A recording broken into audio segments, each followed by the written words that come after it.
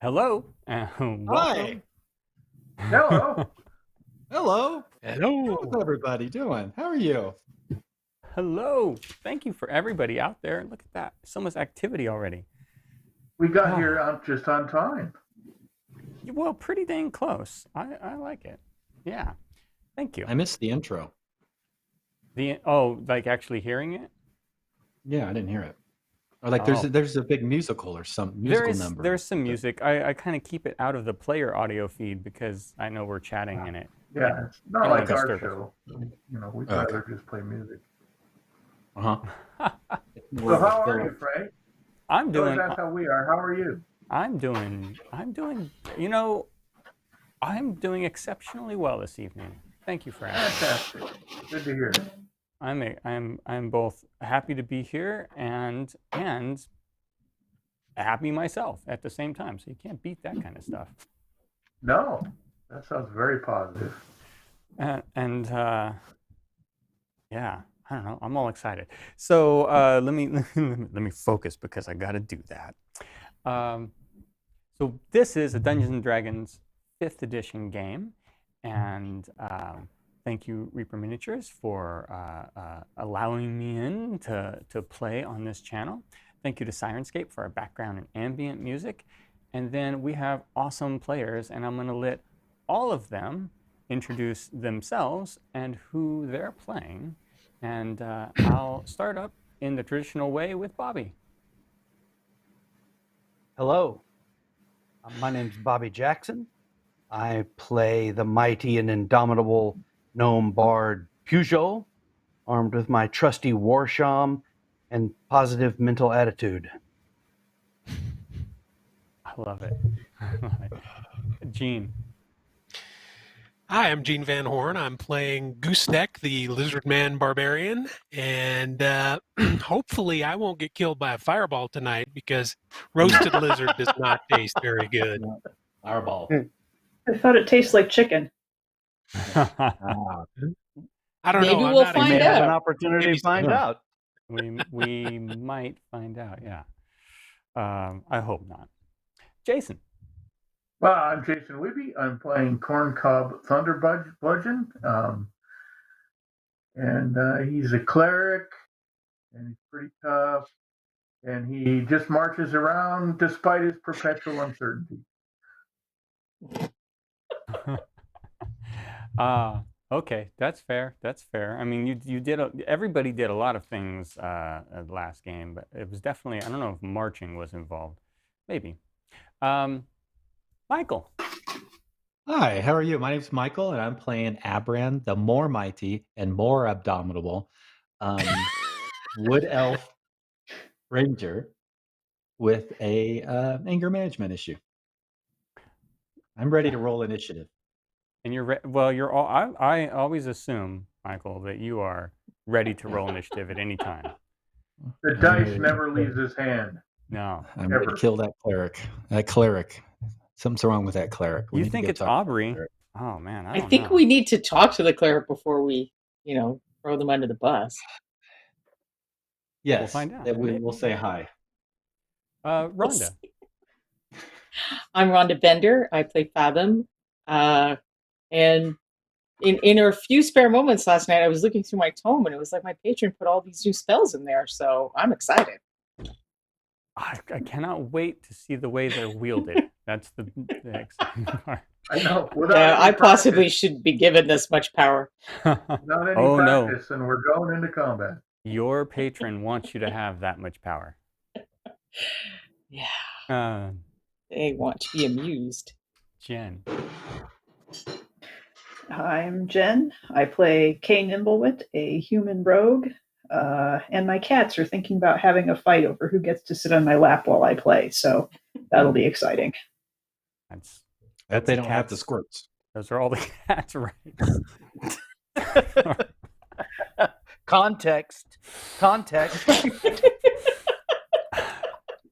No. You really need context? Yeah, stuff we talk about in the room doesn't need to make it out here, Michael. I guess it's better without.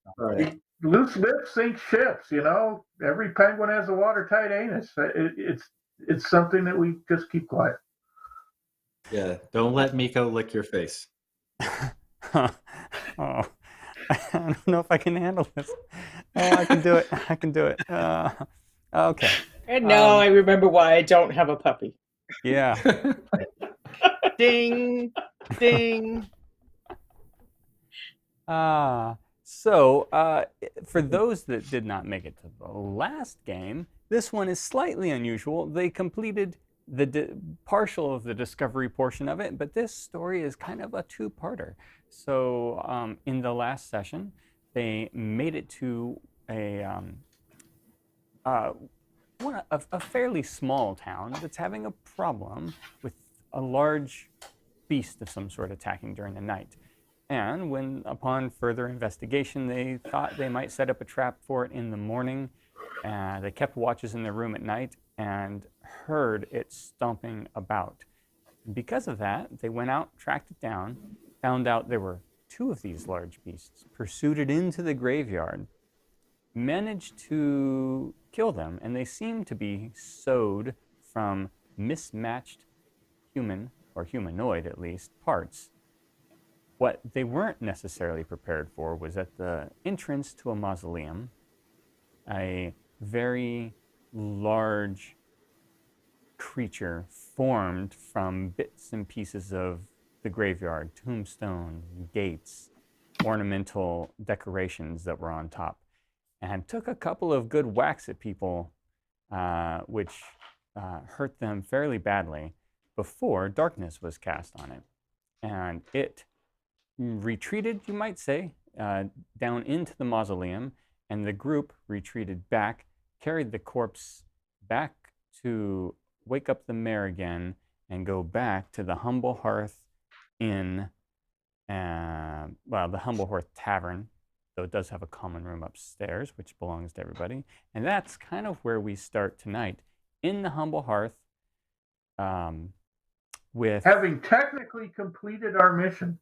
By the way. Yeah, well, I suppose that's fair. Yeah, technically you have completed the mission. So now, Mayor Smelt, Gregory Smelt. Now, I want to get this straight. There's like no gills, no scales on this guy, because I've been worried about this now for 2 weeks. There are no gills or no scales. This is a fishing community. It's not entirely off-brand to be named possibly after a type of fish. Right, but he's in no way fishy. No, not at all. Well, I think he's fishy. It's not a SpongeBob cartoon. I think it's fishy. I think the whole thing Contrary is to fishy. popular belief. It's all fishy. So you've pulled up yourself a seat near the fire, some of you. It's not a huge tavern, but it's large enough. And you all have another, if you want it, the barkeep has set out a mug of mulled wine and remembered Abrand's penchant for lager, I believe. Sorry, I gotta make my words work. So you've all been distributed something to drink. If you want to take it up, you have the mayor in there. And this is outside the normal business hours, right? This is well, I mean, this might be when an industrious baker would get up in the morning to begin making their breads and stuff, but most people are still asleep. Time to make the donuts. Yeah, it's like 3 a.m. possibly. How long have we been back? Long enough to wake up the mayor, have him look once at the corpse that you dragged back into town, which was a 1.5 feet, I might add. It was very large. It took 3 of you. The strongest. Why is it so big? Is it sewed from big parts, or is it bigger than it should be based on the parts? You know what I'm saying? Are there extra parts? Yeah, that is a great question. This doesn't appear to be made of villagers if it's that big, is what I'm saying. The footprints are huge. You may make a medicine or an arcana or I actually have a good medicine score. Yeah. Hang on a second. And you tell me which one you make and what the number Can is. I look at it with I Arcana? will do a medicine I will do a medicine You check. do medicine, and Fathom will do Arcana. Apparently, I didn't study that very hard. I got 7. 24 on a medicine. At least it wasn't a check. fireball. Ooh, okay, 24 on the medicine. These are perfectly proportioned, what you would say normal human parts, but they're definitely larger. So the proportions are accurate, the size larger. You feel magic must be involved. You But they're recognize not these. swollen larger, they're just larger. Yeah, I mean, some of them have a little bit of. Not like they're bloated from being in the water or anything. No. Okay. They're engorged. Yeah, they're not oozing or. We're just trying to figure it out. Mm-hmm. Stand back. Let me do my medicine stuff. All right, do your medicine stuff. These are Arcana medical doesn't. questions. The Arcana doesn't tell you enough at that point, but magic is involved. You're sure. Okay. So he whoever did this not only sewed them together, he's made them bigger. It seems Or so. she's made them bigger. Or it's made them bigger. Or it's a team. Yes. One person's sewing and one person's magicking. Could be. Or Could more be. than 2 even. Yeah, clericking. Hey, So now did we any can of the suspect- villagers who have gone missing have any birthmarks or recognizable scars that we could place on the Tattoos? Good bodies? Or tattoos? question. Would you? Yeah. So the bartender says, "Well, yeah, it did. The Wainwright had a large scar on his arm. It was, I think something fell on him once, but I saw it many times when he was drinking." And these arms look familiar? Because you definitely looked at both of these. Well, no, you would have been wise enough to pull that sort of stuff in. So yes, the one you chose to drag back does have a large scar on his arm. So, Mr. Bartender, does that look like the scar? Well, that arm is a lot bigger than Bobby's, but yeah, I guess it does. It's the right shape. It's in the right place. What does that mean? And He's he dead. just turns around and goes back in. He doesn't want to be out there. He's dead, blown up, and sewed together to somebody else. Oh, You're not sure he heard the rest of that.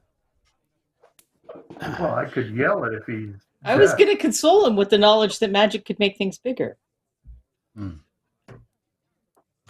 I have a suggestion. I'm sure that consoles him. Now he's got to pay for a bigger coffin. Why is that a boon? that's anyway? what she Just- said. Just saying. But they're Yeah. dead. You have a suggestion. It's not worked out for these ones great. No, this is Oh, I true. see. I think a couple of us should go back out and keep an eye on that mausoleum and just stand sentry duty while the rest of you concoct a plan. But I don't want the villain to make tracks while we're sipping ale in the inn. Okay. Well, I'll go. Me and if Abran we- will go back out there and keep an eye on it. Sneakily. Anybody Sure. else want to sneak out there and I snoop? think it's a good time. I think we have somebody it's a with the good- highest No, perception wait. ever in our party. Let's plan this out because we're going to probably need to rest a little bit before we engage this thing, at least speaking for myself. So Yeah, do you me guys too. want to go out there and just wait Well, and till our we meet lizard you man. after we take a nap, or do we want to spell you, Well, or what do we want to do? I Do we think want to that sleep here and whoever take a watch shift out there? How about that? my guts say that whoever's doing this is operating nocturnally. So we need to keep an eye on them during the hours of darkness so they don't creep Which is around only a and few do. more hours. Yeah, I mean, you So can already then, smell the donuts down the street. that's right. So bring us a dozen, and Abran and I'll go keep an eye on the mausoleum while you guys do all the smart person stuff. Oh, well, I'm not. That doesn't do me any good. Well, We're at a Consult the net lizard. deficit if I'm in that group. Well, at some point, I'm going to have to take a rest. I'm down. I'm down about Well, half my hit points. Here, I've got a spell I can fire off before we go to sleep. So why don't we take care of that right now? How about a cure wound? And I'm wounded as well, but I'm thinking that if we lollygag around and just kind of wait till Christmas, this guy's going to fly the coop. Yeah, let's go out there. Okay. We killed 2 of Abran- his big creeps. Abran and Pugil, in what way do you want to watch this mausoleum? Like at the entrance, or do you want to watch it from a distance, or Watch it from a distance. From a distance. Close enough to be able to see it in the dark. Does anybody have a healing spell they can cast on me before I go? I'm down 16 points. I do. So I can limp out into the darkness, coughing up blood, unless somebody has a spell they can cast. Hold on. How about 7 points? I'll take it. okay? And you're going to be together. Kay, do you want to come with us? Since your perception is so high? I would be glad to do so, but keep in mind that I don't have any dark vision. Ah, never mind then. We're good.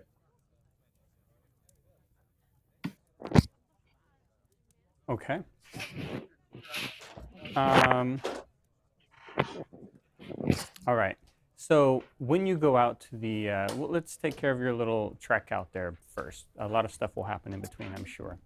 So you head out to the cemetery, and when you do, it is still sort of softly snowing.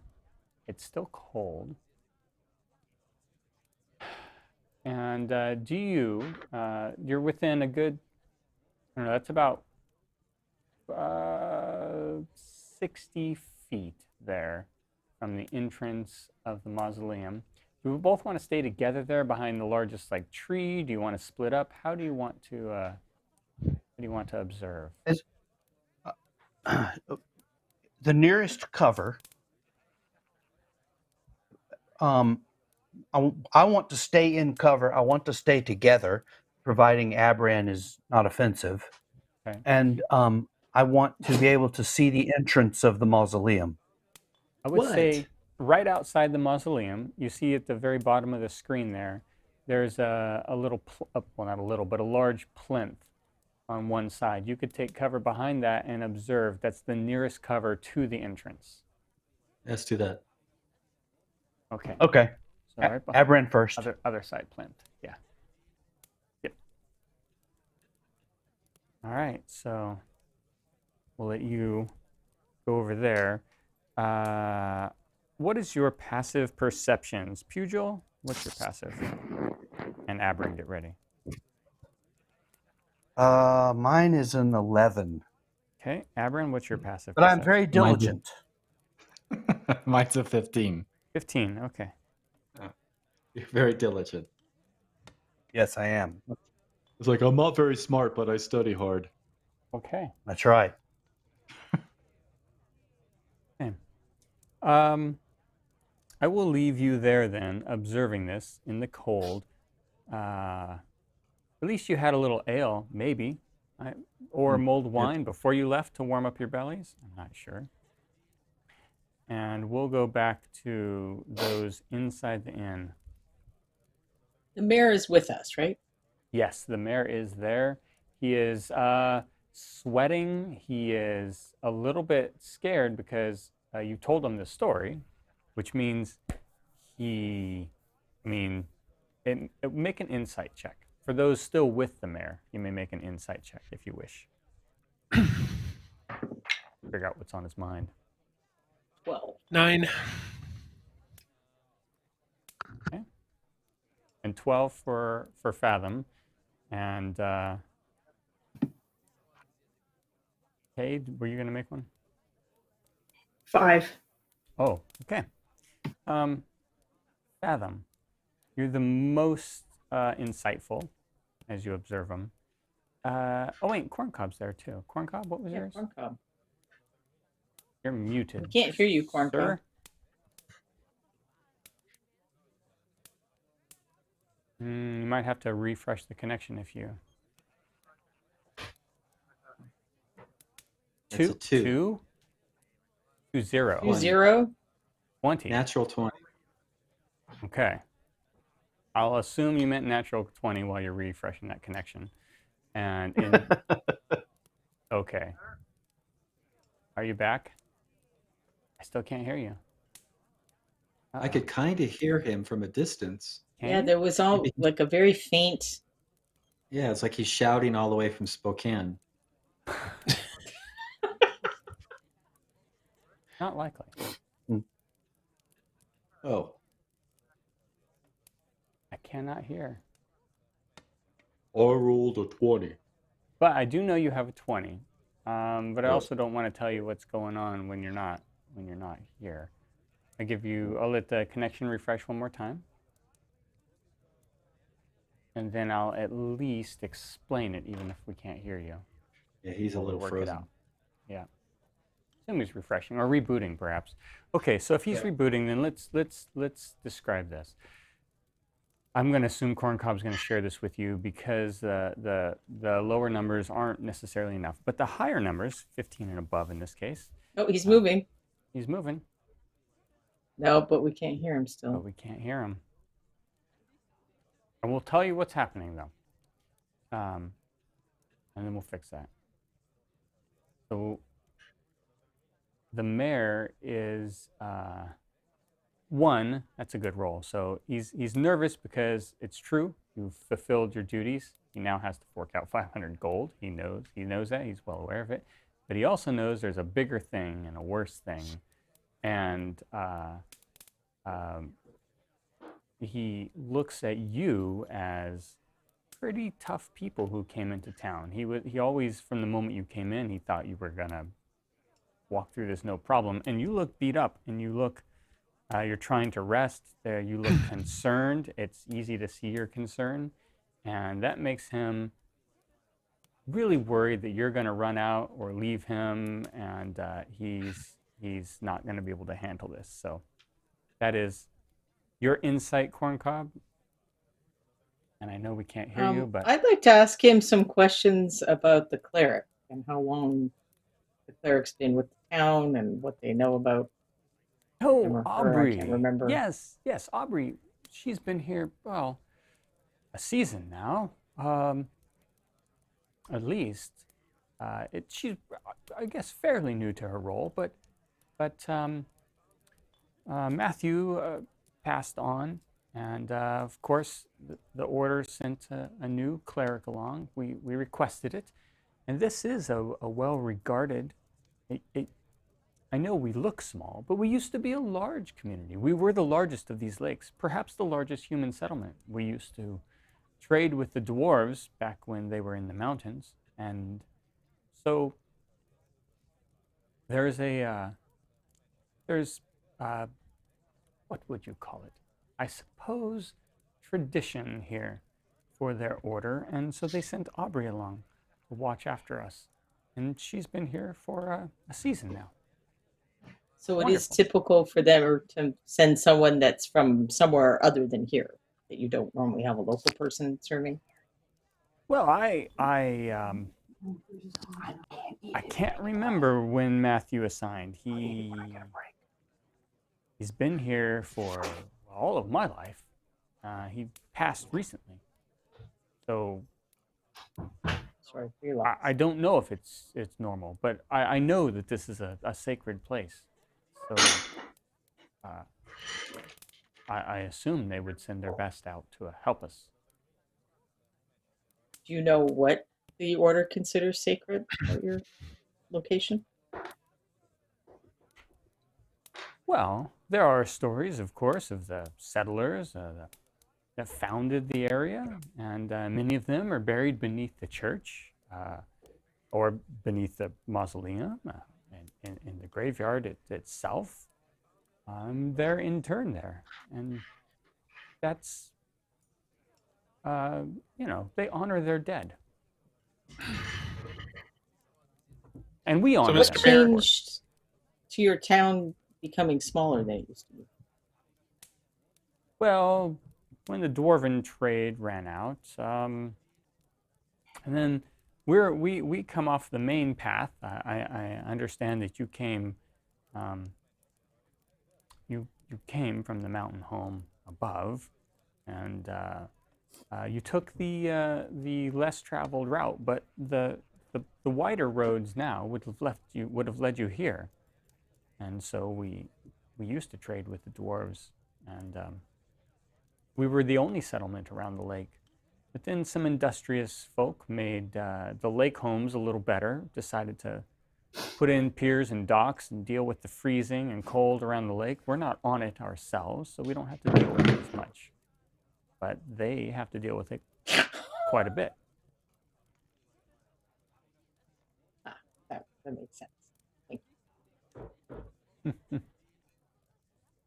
So, Mr. Mayor, did you know about this graveyard golem? Not at all. Absolutely not. And in fact, I had just visited a friend that was buried in the graveyard and noticed nothing amiss at all. 2 days ago now. Mhm. So, where is this cleric again? That was sent down by the dwarves? Well, no, sent up by the she's a human herself, and she was just sent by her order. But she lives in the church, of course. It's not a. I wouldn't say she has a full home, but upstairs in the tower, she has a room there, and that's where she stays, I believe. We offered a place in town, but she wants to stay close to her faith. And she's here now? She's in the church now? I can't imagine that she wouldn't be. This is about Aubrey. Yes, Aubrey. Oh, And we you can can hear hear- you. Welcome back. Hmm. If you did missed guys it, ask has if only been in town a year. So Yes. Aubrey has? Yes. Did you ask Yeah. about Crazy Not- Joe? They did not ask about No. Joe. Who lives in a lean-to outside of town, for those who weren't here last week. And we know where Aubrey is right now? She's in the church. Okay. Do we want to sleep, or what do you want to do?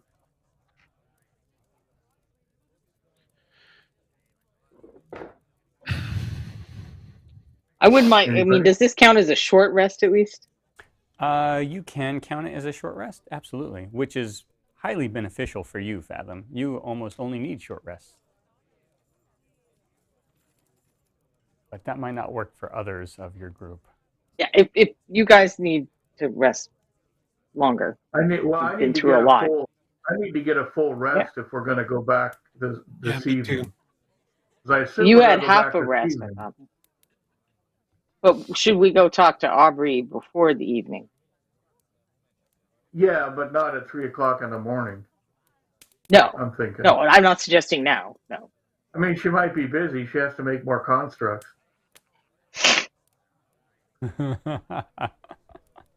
What a cynic.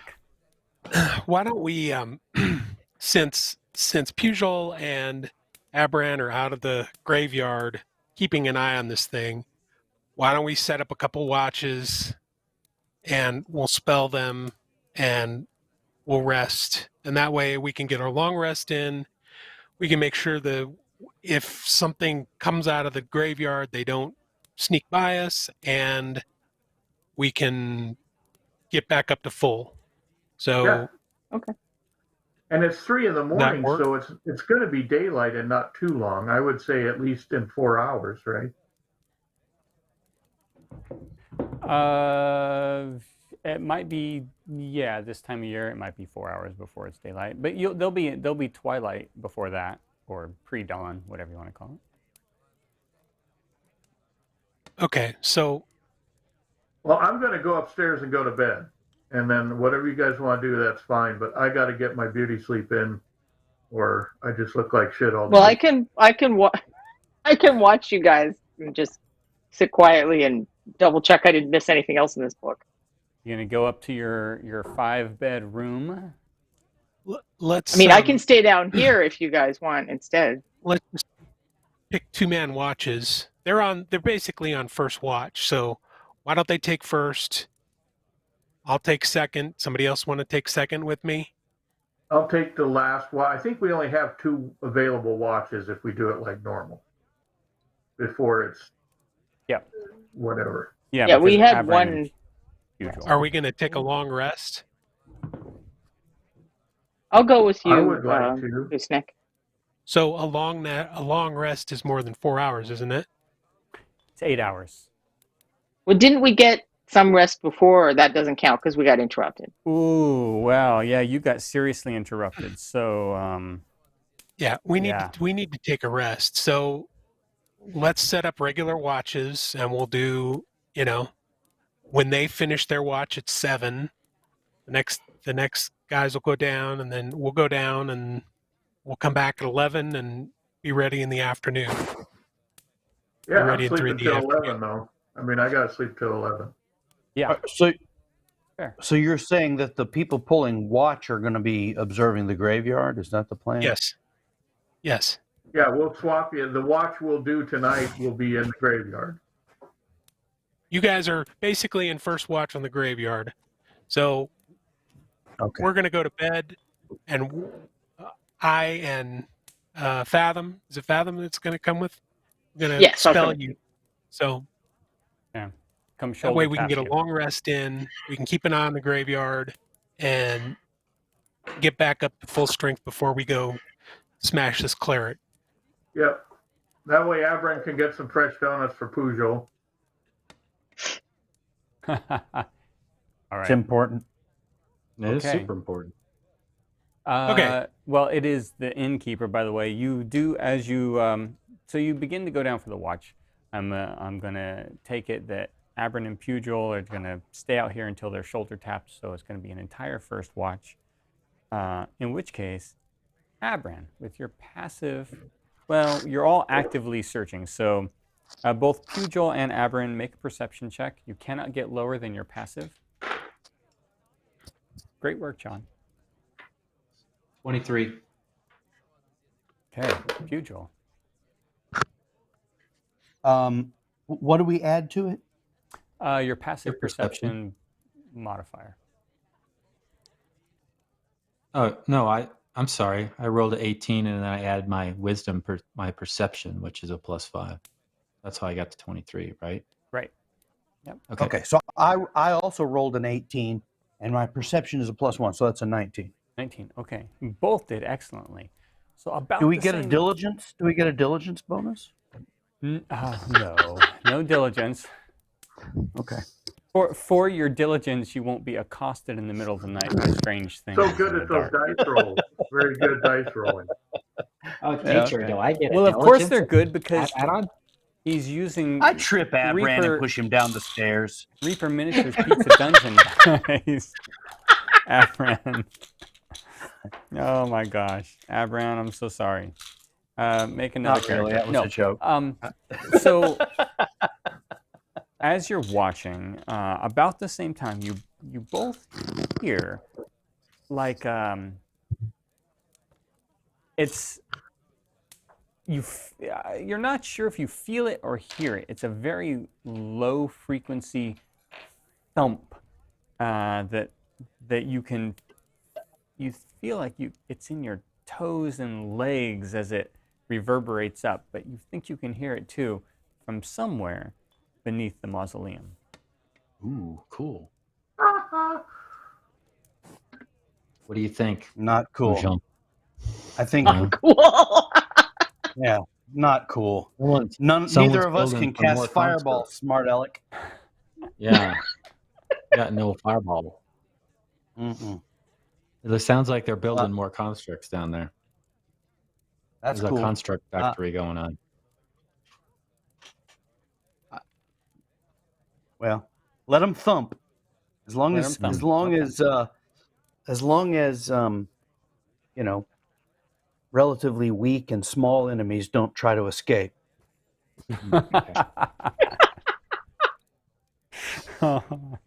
No large or relatively weak and small enemies come out of the mausoleum while you're watching. At this time, Fathom and Gooseneck, if I have this right, Yep. come over and give you the old shoulder tap. And I don't know how much of the plan you want to tell them, Fathom and Gooseneck. We'll explain what we decided at the end, and they can go get a full rest. And we'll keep an And eye then we're going to out. go And talk to Aubrey. did you guys see anything And- weird or? We felt a weird thump. And Just one? And Abran. Well, Yeah, okay, so some- I don't care about what you're doing behind the tombstones. I just was curious No, if anything no. weird happened. No, it was from the mausoleum, smart Alec, and Abran was unusually impertinent. Other than that, all was quiet. Unusual. You sure that's not usually impertinent? I mean, he's Yeah. pretty impertinent. Unusually impertinent. He's pretty Unusual. impertinent, but he was unusually impertinent. Yes, Oh. he's fortunate I didn't trip him and throw him down the stairs. You should pretty much be Yeah. thanking his stars for that every day. Oh yeah. Yeah, almost got war-shamed. All right, let's go back and get some Z's. Yeah. Get some Z's. So the sun is coming up. It's not up, but it's light as you head back to get your sleep. So, in a way, the activity around the mausoleum seems less tense to you, Fathom and Gooseneck. And the town begins to wake up a little bit. As a mild, perhaps, distraction. However, through all that, make perception checks while you're out there observing. Not below your passive perceptions. 17 plus 4, 21. All right.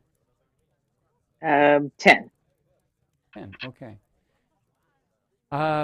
10, no, what you're noticing is you hear a cart being pulled through town, and at one point, someone very loudly, peddler-like, but only once in your mind, announced that they had fresh eggs for sale. Gooseneck, though, as you are here, you also heard that, but you hear a stone grating sound from beneath. Snow is Like still stone coming rubbing down. on stone, Yeah, heavy like, stone. like heavy stone rubbing on heavy stone. Like it's being shifted around, which you wouldn't expect to happen in a very large, mostly stone creature went down there, so that could be it. Okay, well, I'll So tell Adam I heard a it's lighter now. scraping on stone. It is lighter, yeah. So do we see much by the gravestones where the constructs were trying to hide? So yeah, now that the light is beginning at the beginning of your watch, the sun hasn't risen, but there's enough light to you start to see mounds where the dirt was tore up a bit not tore up, but shifted aside. And then as the light gets brighter, you can see that it was there was almost like it was purpose to it, like there was dirt piled on slabs of stone, like lids. Doors, if you will, and they were pulled aside by those creatures you were pursuing, as though they were going to slip into the grave itself, and then maybe pull the stone back over themselves. So you don't see disturbance in large form. So there's a pile of dirt, but it doesn't seem hugely disturbed. However, there's a seam around the dirt where it's broken up, a little bit loose, very disturbed. You know exactly what to look for because you saw it happen, so you know it's disturbed. You feel like most people would notice it if they were paying attention, but if you didn't want to think something strange was happening in the graveyard, you could easily pass it off as no big deal. So if there are paths or roads around here and people were walking by, they probably wouldn't notice that, or it's weird enough that No, they wouldn't they notice should it be noticing that. unless they passed the gravestone within 20, 30 feet, which And you wouldn't pass these unless you were actually in the graveyard visiting a grave. how many of these things are we noticing? Multiples, or just the two that? Just the two. Now that we know what to look for, do we see any that weren't disturbed? No, you don't. Like those might Would have it be been- possible to kind of sneak closer to the entrance of the mausoleum and look in? Of course. Go ahead, John. Say again. Should I roll stealth? I'm trying to be sneaky. Yes, roll stealth. I'm going to stay behind Fathom since she's got a fireball. Oh, I got a natural 20 on sneakiness, which actually means 23. Wow. Oh boy. Do we Yeah. have to sneak? I really don't want that thing to see me. No. And it doesn't, as far as you know. So Do I need to sneak too? if you're going to come up behind her be sneaky. quietly, yeah. Sure, I'll sneak. Be the designated I'm distraction. sneaky. I got a 9. 9. Okay. You are the designated distraction. We're going to have to give you some sneaky lessons. It's not how you I do got it. +4. I mean, come on. As you approach Fathom, you notice, make a perception check. That I'm less great at. 3. Okay. I could investigate, though. If I can investigate, I'm all over that. Yeah, make an investigation check. You start to actually physically look around, touch things, move things. Okay, maybe I'm not observant as that is. I haven't had my coffee is the problem. 9. 9. Okay. Gooseneck, you're much louder than Fathom, but maybe you're more observant if you want to roll a perception check. Perception? Yeah, it's not hard to be more observant than me. Natural 20. 24. Okay. You were concentrating on sneaking, Fathom. Yeah, That's right. exactly. I really don't want that to see me. So Gooseneck, while you almost can't see Fathom yourself, what you do notice is the entrance to this mausoleum, you see fresh stone scrapings, as though something large has been coming in and out, perhaps, of this. It's freshly dug into the stone, fairly deep on either side, as though maybe the entrance wasn't designed for something this large. And that creature has not just passed in there today, but has come in and out more than once in the weeks. So I'm guessing this is from the large gravestone creature that. Yeah, you feel like it is. Okay, so I'm going to point this out to Fathom and say, hey, look at these. I think this is from the gravestone creature and come in and out many times. I mean, it So didn't maybe have we should the be dexterity to go take things off wagons and stuff, did it? No, it didn't. You kind of feel like even those first creatures didn't have a lot of dexterity, although they certainly could have.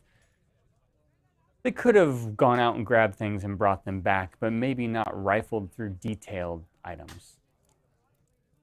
So what are the minions doing then? They're not doing the things the villagers are noticing. It doesn't seem like it.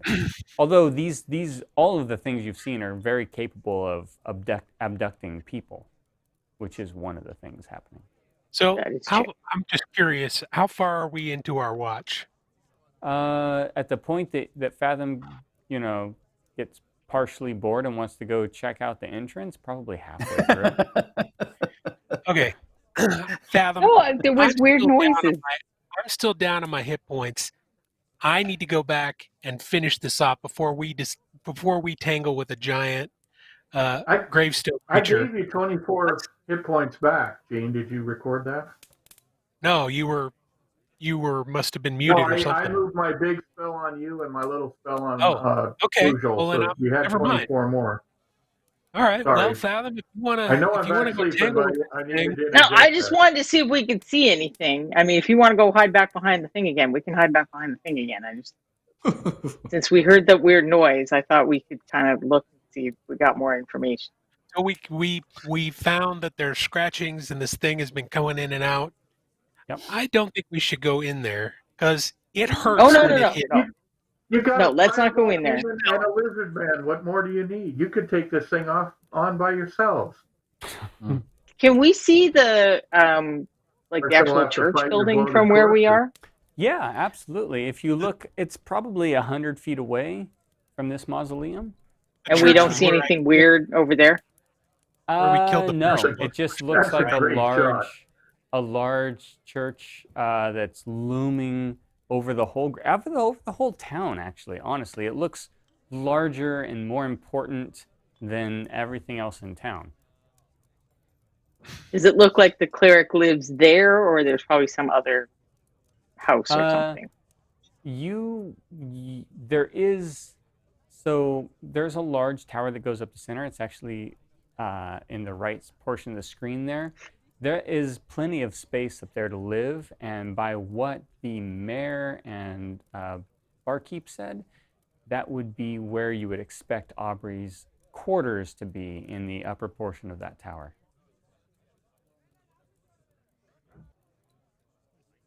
We don't see lights on there, or like, aren't they supposed to get up early and do Well, godly things? I don't know. I'm not very good at that. Roll some Not if dice. they stayed up all night making constructs. You do see. Well, I know that's You do see what information. looks like a single lamp lit. But it's now what 5 o'clock in the morning. Yeah, exactly. It's about time when the sun is about to come up. So many of the early risers in most working communities would start to be up and active around this time.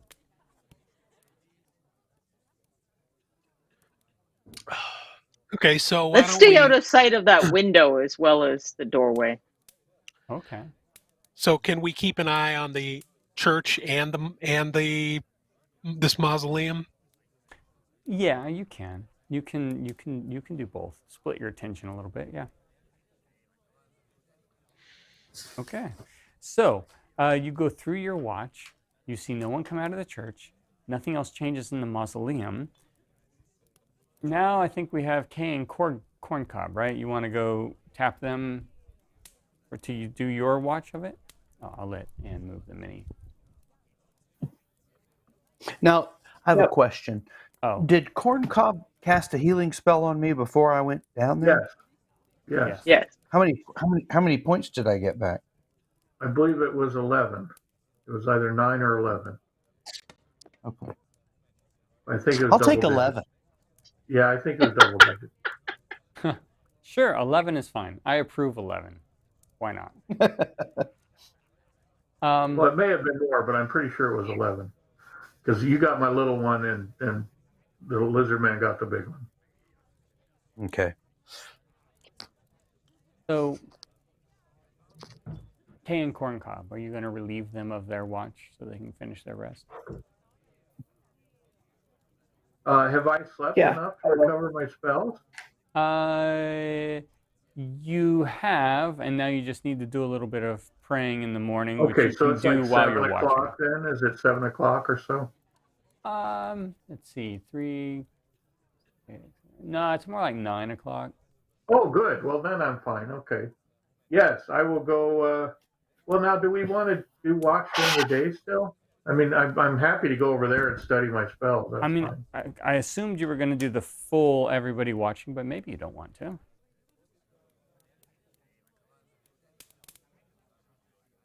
Well, if they do come watch, let's let them know about the window too. Okay. Yeah. Let's just finish up the watch and we can go talk to this And cleric. then, after we reconvene. Okay. So you've not seen anybody stir outside this. So we assume that they're using the. But we've heard weird noises. The mausoleum and Visual and the Abran heard a large thump. I heard a scraping noise.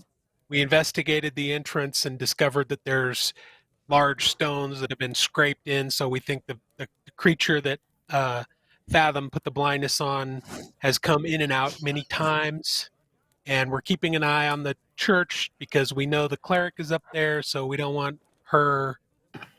If she's part of this, we don't want her to get away either. So we're going to finish up our rest. We'll reconvene, and let's go kick some cleric booty here in a minute. I feel like there's an underground passage between the church and the mausoleum. Very likely. Just throwing that out there. If not more underground passages than that. Well, if you want to go investigate, leads to Crazy Joe's Crab Shack or whatever it is. Well, that's true. Do we need to go there before we go to the cleric, or? Well, I thought we were finishing watches before we went on our interviews. Yeah, no, this would be after we do the watches, but so after that, think about which place you want to hit we're first. We're done with watching. It's early lunchtime. Everybody's rested. Is that right? Or did we rush Frank? Well, let's finish what these last viewers. Let's see what Corncob, you and Kay get on your watch. Okay. So we're going back to the. Yeah, you're going back because you do need to sort of. Yes. You need to rest finish more. my rest. Yeah. But I'm mostly interested in seeing how well the dice rolls for Kay and Corncob go. Remember, in this case, you can't roll below your passives. So Kay and Corncob, perceptions. Okay. So when they get back, I want to ask them if they saw anything and get a little briefing. You're sleeping when they get back. Oh, okay. Get a briefing in the morning. Well, yeah. Sawing those little Nomi logs. Yeah. When they bring back the donuts and coffee, they can fill us in. That'll be Kay and Corncob that bring back the donuts. The midday donuts. This is you've slept all night and someone's bringing you back some breakfast that is probably considered lunch by most people. Lunch, but before that. But it's cheaper. The donuts are marked down by then. Corncob, what'd you roll on your perception? I rolled a 14, but I got an 18. Okay, perfect. Kay? 22. 22, okay. Bam. Both of you. Kay sees into space and time. I know. Kay is, you can't slip anything past her. You also hear some grating sounds that sound like stone on stone underneath. You feel like, though, at one point there is a large thud. It almost feels like just a solid enough reverberation to actively have felt it. Not like the whole earth is quaking, not as though you were purposefully shook, but from down within whatever's underneath this mausoleum, there was a loud or solid enough thump against the earth that it transferred its energy up. You could feel it. Ooh. Since I am a dwarf, I heard the stone scraping. Mm-hmm. Does the thud sound like a stone door dropping, or feel like a stone door dropping, or a metal door dropping? You might have some more insight into that. So make an insight check as a dwarf. 14.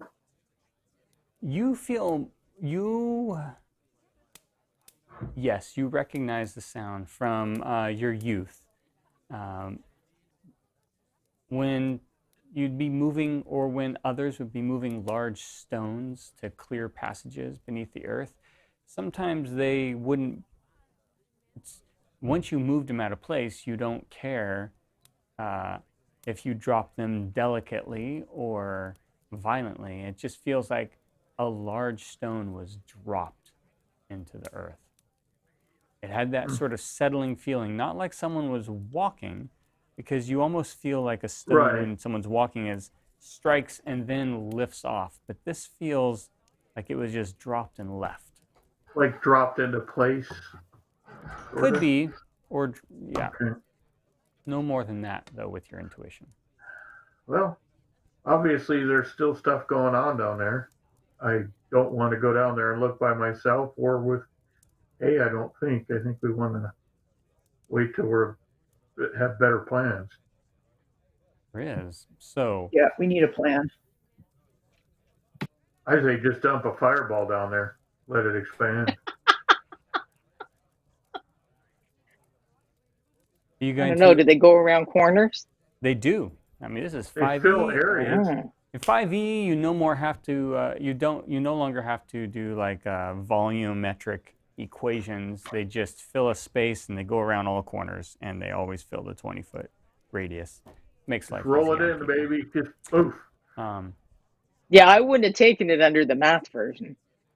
I'd have gotten another spell. So, are you going to head back after your watch? The town is pretty. Well, let me rephrase that. This town in general is not very active, but compared to the town you walked in last night that was boarded up in a complete ghost town, there are people walking about, and I'm going to put some people out there. John, 20 minutes, maybe 15. What? Whoops, I just moved an entire. Yeah, so there are people milling about That's the a town. TPK estimate, I believe. Poop face. Are you? Is that like Yes. life expectancy? And it is Yep, still. TPK. It is still lightly snowing. It has snowed overnight. It has been sticking, so it's a little thicker than you see on the screen here. There's a thin, like at least 2-3 inch layer of snow coating everything. Rhonda, Good. Well, Miko wants to meet your kitty. I'll wave merrily Miko's at never the met a people kitty on the before, road Rhonda. as I'm moving toward the inn, Uh-huh. and I'll just try to observe to see if they're moving around like normal people would move around Yes, they in the are. morning, or do they seem particularly oppressed or worried about things? No, well, worried, Like, are they yes, furtive? but not oppressed. They're moving along. You can see that some people are just looks like they might be going hunting. Some are just shifting some baked goods from one location to the other. One person looks like they're visiting another home. It's nothing. Okay. There's not a Just lot of regular people, but stuff. there's nothing unusual about these inhabitants' movements. Then I'll grab some fresh baked rolls or whatever from the innkeeper and some mulled wine and bring it upstairs. Okay. So I get some milk too. in the morning, are you not sure why? You have not necessarily seen innkeepers do this, but when you go back, the warm, he's got cider, apple cider, and apple cider and a very small tea like batch for warmth, but he doesn't have wine on at the moment. But he's got apple lots of cider's fine. Beggars can't be choosers. lots I'll of grab a breads. brace of those and bring it upstairs. Okay, you got breads And give him, upstairs. I'll give him whatever would be customary. For Oh them. no, he's not taking anything from you. He says, "No, oh please, no. You're doing such a favor for the town. Take it up to everyone." And he gives you the tray of bread, and he says, There's meat baked into this. Please have it. Enjoy." And he takes it up and he gives it to you. Pasties. Yeah. When you get up there, there is Pierogi, spiced meat in the bread. Well, maybe I won't give any away. I'll just eat it all myself. No, I'll give everybody a nice hot bun. Okay. You've all had a long rest.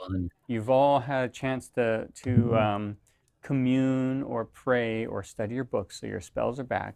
You're all in fit condition. It is late morning, right pre-afternoon when you finally get back in here to everybody and you've had your rest because it was so interrupted during the night. So most of the town is active, moving about, doing things. What's the day look like for you now? And we've reviewed with each Yes, watch you all know what what they each. saw or heard. Yep. You've had it. You've shared. So do you want to go to the crab shack or interrogate Aubrey? A cleric. I think we should go see if we can talk to Crazy Joe first. Because he feels like a loose end.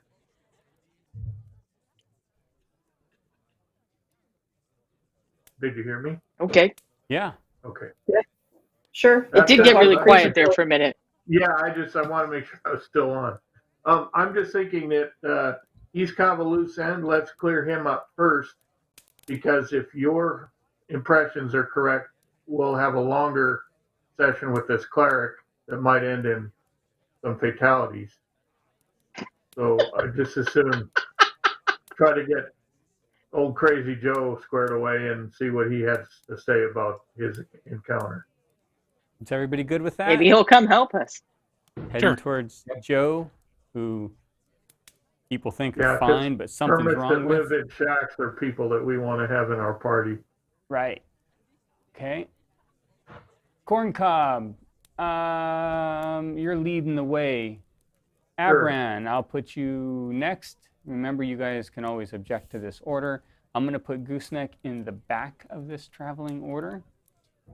And then in the next, I'm going to put Pugh, and then Fathom, and then K is always just off to the side of all of you, keeping out of the lineup, but somewhere between Fathom and Gooseneck near the back. As we move through the town, we should be aware. We should be looking for anybody that's acting suspicious. And since there's snow on the ground, let's also kind of keep our eyes peeled for any unusual track. Okay. You see Good plan. no fresh wagon tracks on the road as you're traveling out of town. You don't see anyone acting suspicious, although people do treat you suspiciously when they see you on the road. Yeah, the hell with them. We're going to save their pasty asses. So you approach. What's your passive perception, Corncob? It is. Passive perception is 14. Okay. Right? So as you step off the road and go to where the innkeep has said you would find Joe, you feel a drag on your foot just right before you hear the chime of bells. Oh. And you realize that you've stepped off the road and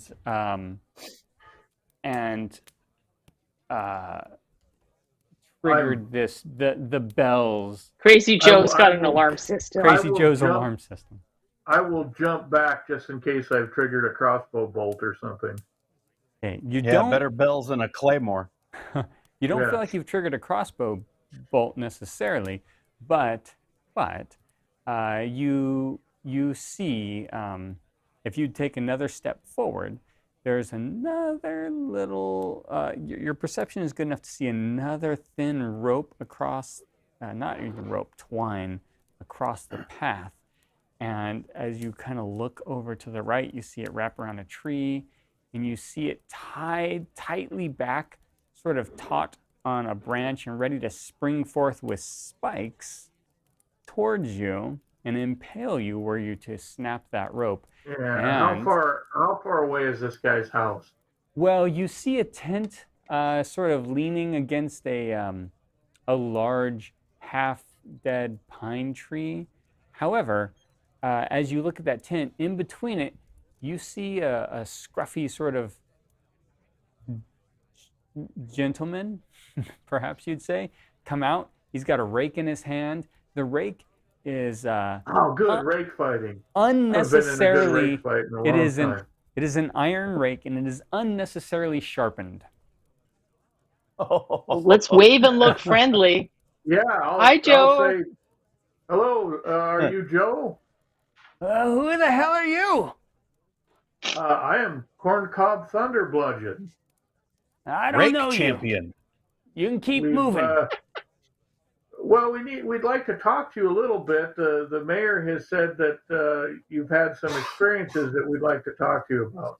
I don't like the mayor, and that doesn't mean I like you either. Okay, I follow. We don't know But if we like him either. I mean, yeah, here's the thing. We think you might have some information that could help us on our quest. Now, I have a lot of information. Well, we'd like to hear what you have to say. He stops for a moment. He looks down, looks at his rake. We'd be happy to buy you lunch if you're in a mood for that, or offer you some drink. What are you bringing? I don't want no fish. Oh, I don't blame you. We've got some wonderful dried meat and hardtack. If you like the inn at all? Yeah, it's okay. Would you like us to go get you something from the inn and bring it here so you don't have to go and sit in the inn? No, I'll take what you got. Maybe I'll make a persuasion check. Corncob, you're talking to him.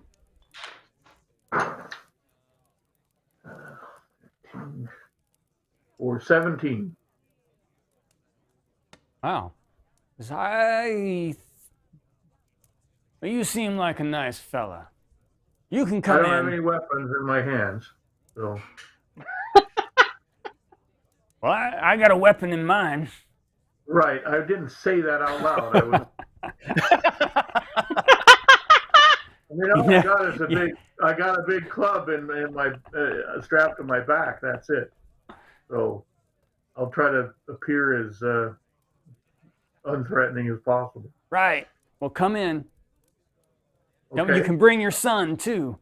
Come on. I'll bring my son. I'll look around and try to figure out who my son is. Who's he looking at when he says my son? He's looking at Pugh. I'm the only one shorter than you. Oh, okay. He's my son. Yeah, that's funny. Yeah, he's just an animated similar dwarf that fell beard. off my toe one day. So I'll Watch your mouth, step Dad. around his trap. I don't want to set off any of your hard set traps here. Well, no, you already broke my main one. I gotta fix that. We'll be happy to help or replace it, whatever you need. Nah, you don't know. I can do it. Okay. It's got to be done just right. Okay. Well, I'll get out whatever rations I can offer him, and is that honey? my wine skin. Is that honey? Yeah. I haven't had honey in a while. I'll take that. Really? Why not? Yeah, that's right. Is there a honey shortage in town? It's cold. Bees don't like the cold. No, that's true. You're darn right it's true. Sometimes, where I'm from, a lot of times we'll keep it in jars, so we have it through the cold months. We don't just squeeze it out of the bees as we need it. No. Do you milk the bees or what? If you help. That's not how we do it back at the farm. We don't milk the bees. If he wants honey, I'll give him my extra honey. I'll give him. He's whatever. excited. He pours it in. What you assume is a tea of some sort. This is great. And some of that bread and all right. Well, how can I help you? Are you about the town? There's murderings going on. Well, that's what we're here for. We've been asked to try to maybe solve some of this murder plague that you seem to be under. Good. It's about damn time. So we've heard that you had seen who may have been one of these murderers. Some suspicious activity near the edge of town. Who told you that? Is that correct? I believe the innkeeper told us that. Well, okay, he's okay. Yeah, I did see something. You should have seen it. Trees parted like they were being leaned on by the wind. It was something big. I seen bears come through here. They don't move things like that. Bigger than a bear. Was it close into your residence here? Well, yeah, it was. I was just out in my in the middle of the, well, I had to get up in the middle of the night. Sure. Too much honey will do that. I didn't have no honey. Oh, well, that's a problem. We're going to set you up with some honey before we go, because Right. a man's got to have honey, especially when it's cold like this. But were you able to catch a glimpse of this thing? I saw it silhouetted. Half a moon was out, and I could see it. Large Was it shadow. humanoid? Must Its have been. arms, legs, head standing on its legs, you think? Well, it walked. It had huge. It had what? Maybe. Well, it was really big. Maybe 18 feet high. Half of that tree right there. 18 feet high. Yes. Did it leave any footprints behind, or dead things behind it, or? It didn't look like footprints. That's the thing. No one believed me. No one believed me because they looked like I'd plucked up boulders out of the ground, and they just said, well, no, Joe, there was a boulder there. But there wasn't a boulder there. See, this thing stepped in it and left its print. And it was a print, and it was like a boulder was a print. 18 Is it still feet. there? Well, I guess it's still there. It's been filled over with snow and ice, and it's been weeks now, but... Well, could you show us about where it is? Of course. Come on. Okay, and while we're going, I'll ask him, did it come any closer to you? What happened? Did you scare it away? No, I kept quiet as a mouse. And it just went right by? It didn't mess with your stuff? Nope, didn't care about me at all. You don't have nothing, you got nothing to steal. That's the thing I live by. No one bothers me because I ain't got anything worth anything for anybody to take. But see, we're going to set you up with some honey. Now I'm a little worried. Well, see, now I'm going to have to eat the honey. You see how that goes? I'm going to eat it, and then no one can take it. That'll work out well. I can't take it if I've eaten it, see? That's true. I think you've got the right focus on your life, Joe. Yeah, I do. You tell them that. Now, come on, look at this print. Who do you need us to tell that to? He walks through you. He moves over. He goes a little bit sort of off from where his tent is. Is 18 feet sound like about the size of the creature from the cemetery? Yeah, that sounds more like the things made out of the graveyard and the stone. Yeah, it doesn't sound like that one. flesh. Yeah, it does. The stone thing, not the people thing. Yeah, so he takes you over. In a boulder, and the boulder was its foot. Print. 18 feet. That's really big. Yeah, my son has pointed out how big that might be. That must have been terrifying. Well, he's a smart boy. He must have had a smart mama. Extremely smart. All right. She was all right. Dad, don't be disrespectful. Are the trees damaged? Nah, I didn't hurt these trees. These are good trees, old growth. Just push them a little bit. And where did you say the foot came down that it left a mark? Right here, and right there. And so he shows you the marks, and someone who's good at tracking could make a survival check to sort of evaluate these a little bit. I'm good at survival. So 13 plus. I got a 20. Abran, our tracker. 7, I got a 20. Abran was a 20. 20.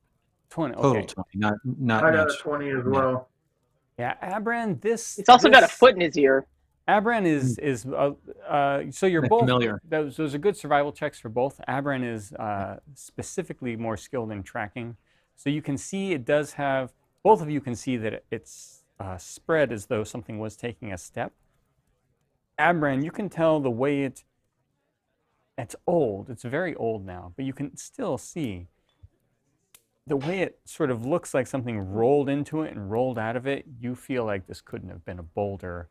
Unless someone rolled the boulder in and rolled the boulder out on purpose. It looks more like a very large step. It does seem like it could have come from a large construct made of stone, like you encountered before. This is the Gollum thing, guys. Yeah, that's what we're thinking. Which way was it headed? Towards town or away from town? Towards town, heading right up towards the graveyard there. It didn't seem like it was carrying anything, did it? I think it was carrying something, in fact. What do you think it was carrying? Well, I don't know. I didn't get close enough, and I wasn't about to make a peep. I don't This thing- blame you. 18 feet. That's a huge thing. I No. mean, Yep. No. I no. it'd be hard to. Do you hang ever on to see your honey anything after else seeing that. weird around the graveyard? Around the You graveyard. ever see anything? Yeah, anything else weird around there? I don't like the graveyard much. I stay out here. I just I do a little bit of skinning and some some trapping, make some nice coats. But I don't need to go into the graveyard for that. No, he does. So you don't go over to church-going the man? temple or anything? Yeah. Nah, I got no need for them people. Yeah. So he doesn't. He doesn't seem to be evasive in any way, right? I mean, other than his natural. No, he doesn't seem like he's evading you. He just seems like most people wouldn't get along with him well. Sure, but we don't think he's. I don't think he's lying or. Make an insight check. Okay. I mean, I embellishing is fine, but I just want to know if I figure out he's hiding anything. 11. And, what did you say? Insight. Yeah, insight. 15. No, it doesn't seem like he's hiding anything. Okay, thanks. Now, I agree that the mayor seems to us like a good fella. Who in town should we be looking out for? Who's not a good person? Mayor? No, the mayor's got a weak old spine. I meant the innkeeper. He's a good fella. The Mayor. innkeeper. I'm sorry, I misspoke. Yeah. The Grey innkeeper's grease. weak. No, Or the innkeeper's good. The mayor's weak. you're damn right he is. Do you have any? Is there any anybody we dealings else with Aubrey we need at to all? avoid? Yeah, they're just folk mucking about, running through their little daily lives. I will say, well, it's a damn shame. I think the Carter's dead now, but they sure did like a good coat. They liked a good coat. That's Who liked right. They were customers of yours then. Yes, they were. They like Yeah. to go exploring in the mountains, but nothing unusual about that. What Many of us kind do. What kind of fur did you make their coat out of? Well, I think they wanted something like wool for themselves, and that's what I mostly made it out of. You don't need to tell them. If I put anything else in there, which maybe I did too, sometimes you got to just, if you use a little bit of squirrel around the shoulders, it's a little softer underneath, easier to sew, much better fit. I can do a lot more things with it. And the way it stretches out, it's a Great. wonderful thing. Yeah, sounds like you're pretty handy with that needle. I am. That's right. Huh. You looking for Imagine something? that. I got a good coat. I got a pair of pants that'd fit you. Fur, all fur. It'd look nice on you. Sure, I'll have a look at your fur pants. He pulls out a pair Somebody of fur clip pants, sort of shakes them out.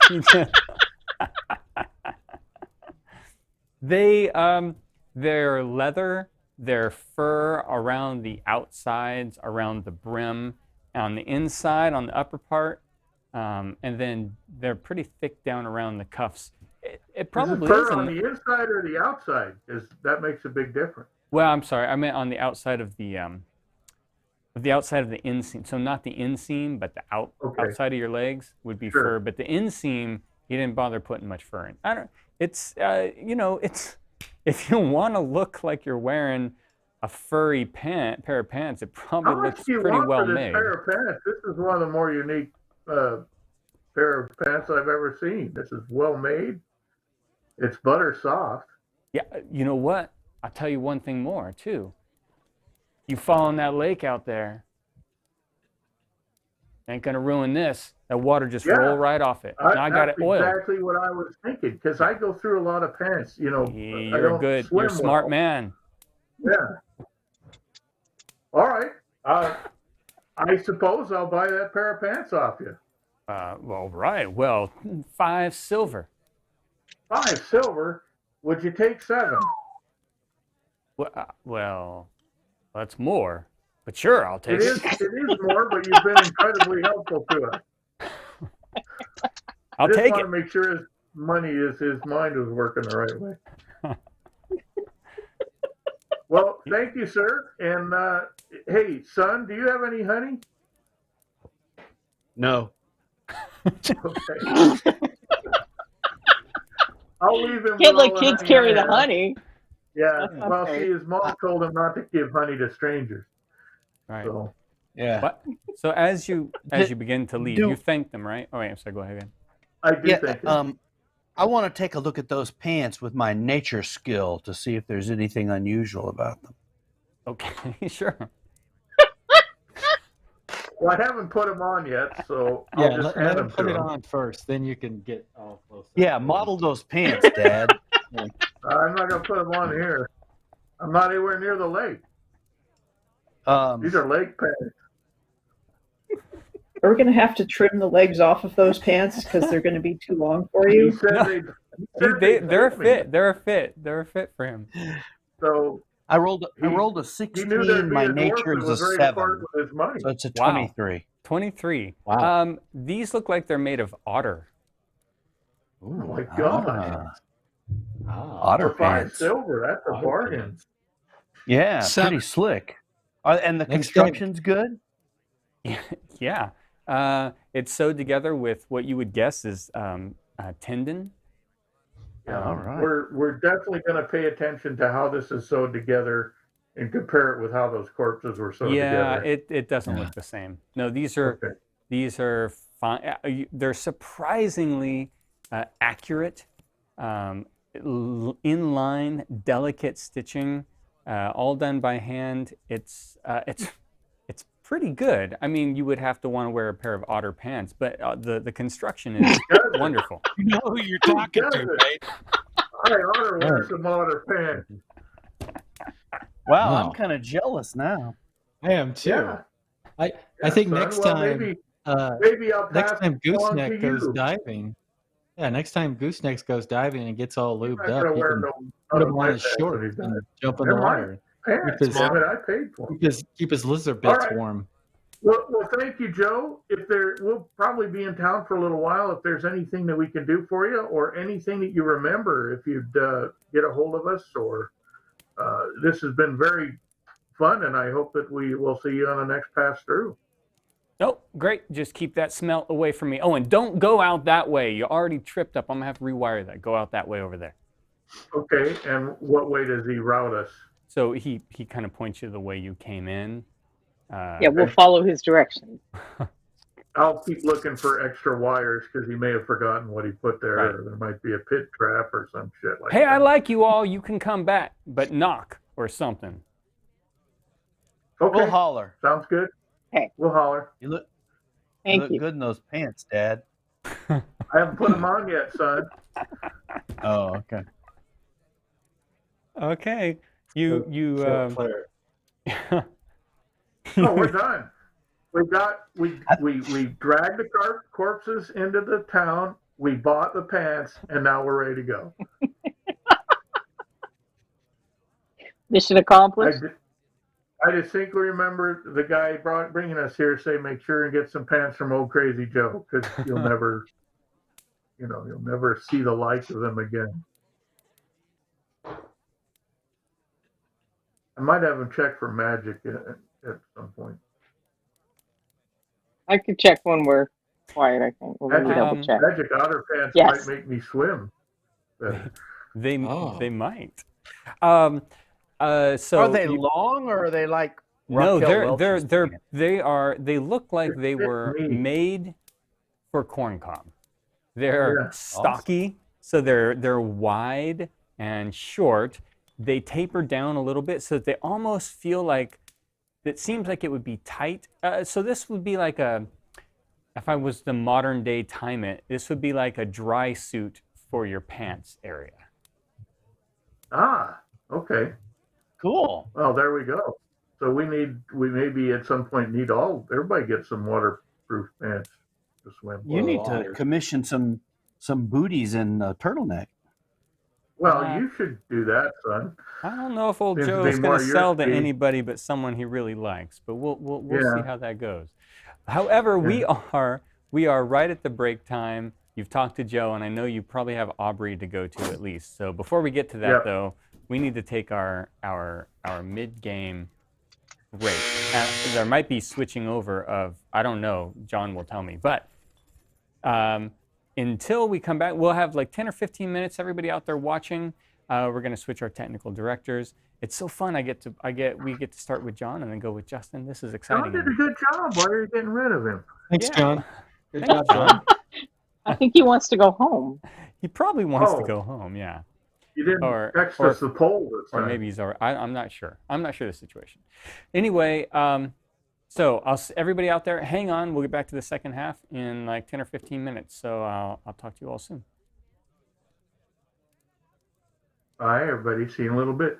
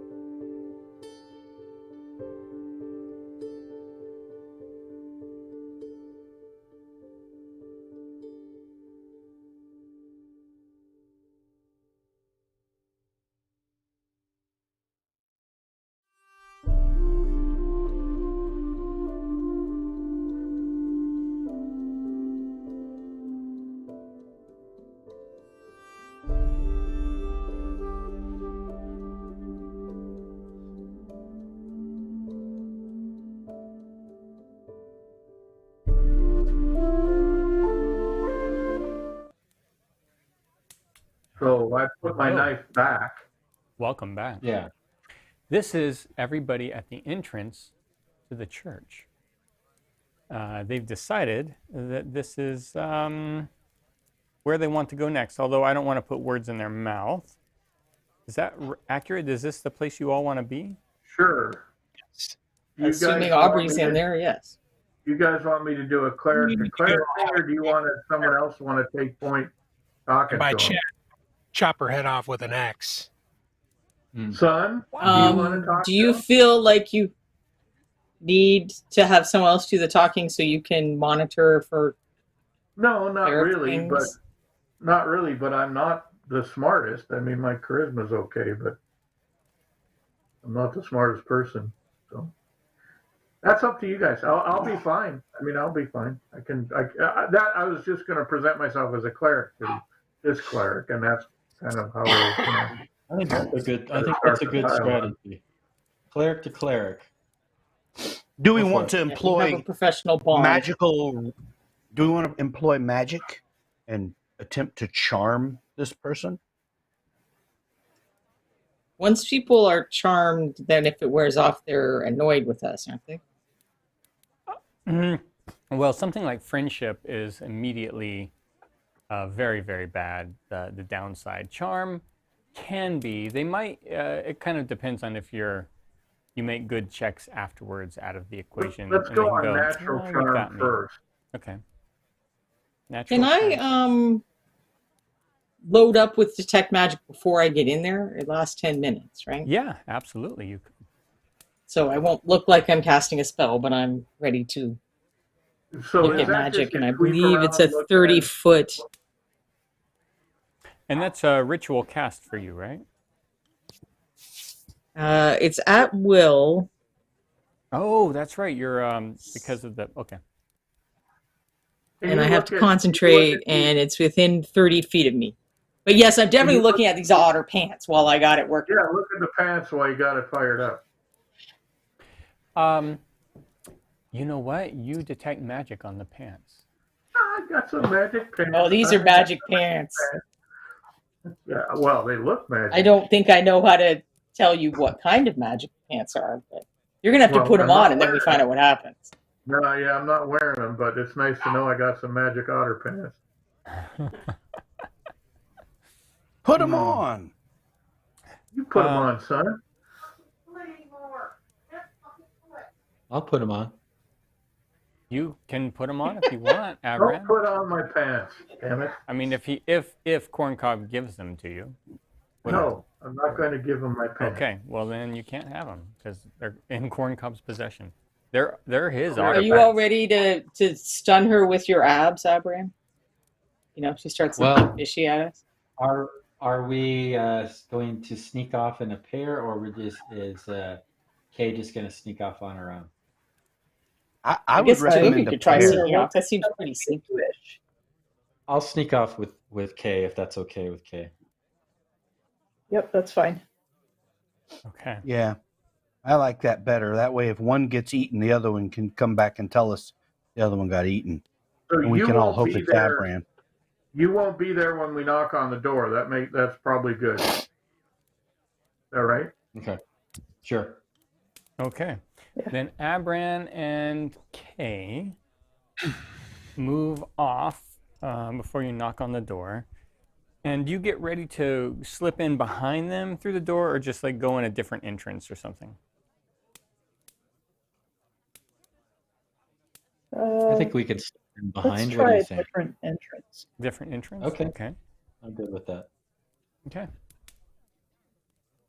All right. Then you've slipped off to the sides. You're doing your own thing now. And everybody else knocks on the door. Boom, boom. It's a we only large, need one of us to knock on the door. very solid wood door. You would estimate that this door is probably made of oak. It's probably about 4 inches thick. Iron bound across it. Sturdy, well built. It's been there for many years. So And you it's hear, not 18 feet tall. no, it is about 12 feet tall, though. So an 18-foot tall beast could get through it. Yes, they could. I'll knock firmly. Okay. From inside, you hear, enter. The church is open to all. I will enter. Okay. Yes, let us enter. So you go inside, and what you see is this sort of large meet and greet sort of area. It's nice stonework in here, and as you look down, there are definitely some pews that could be sat in, and then I guess a pulpit, you might say, made of stone up at the top. Any holy symbols? Any symbols inscribed Yes, on the walls? so this comes up rarely for us, but I think we're playing in my campaign world. So yes, the symbol is a para, which is a good deity.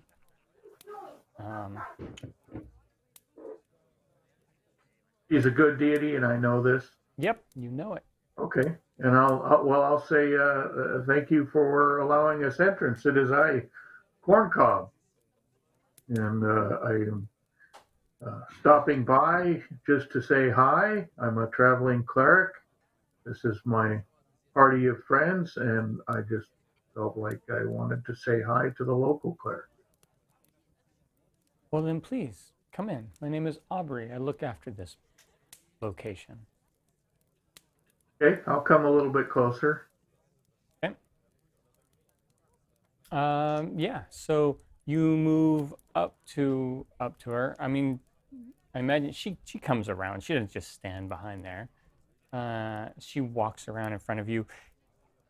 Kay and Abrin are on the outside. Yes, they are. Okay. I would like to be within 30 feet of her. Okay. Yeah, I'll keep moving to camouflage the mage getting within 30 feet. I'm trying to look casual. Right. So within 30 feet, as you're looking, you see a medallion around her neck. It doesn't. It looks.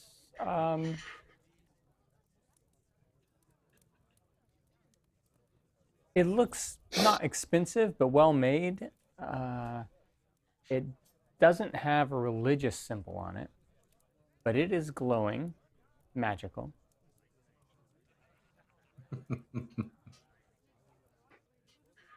But it doesn't look religious.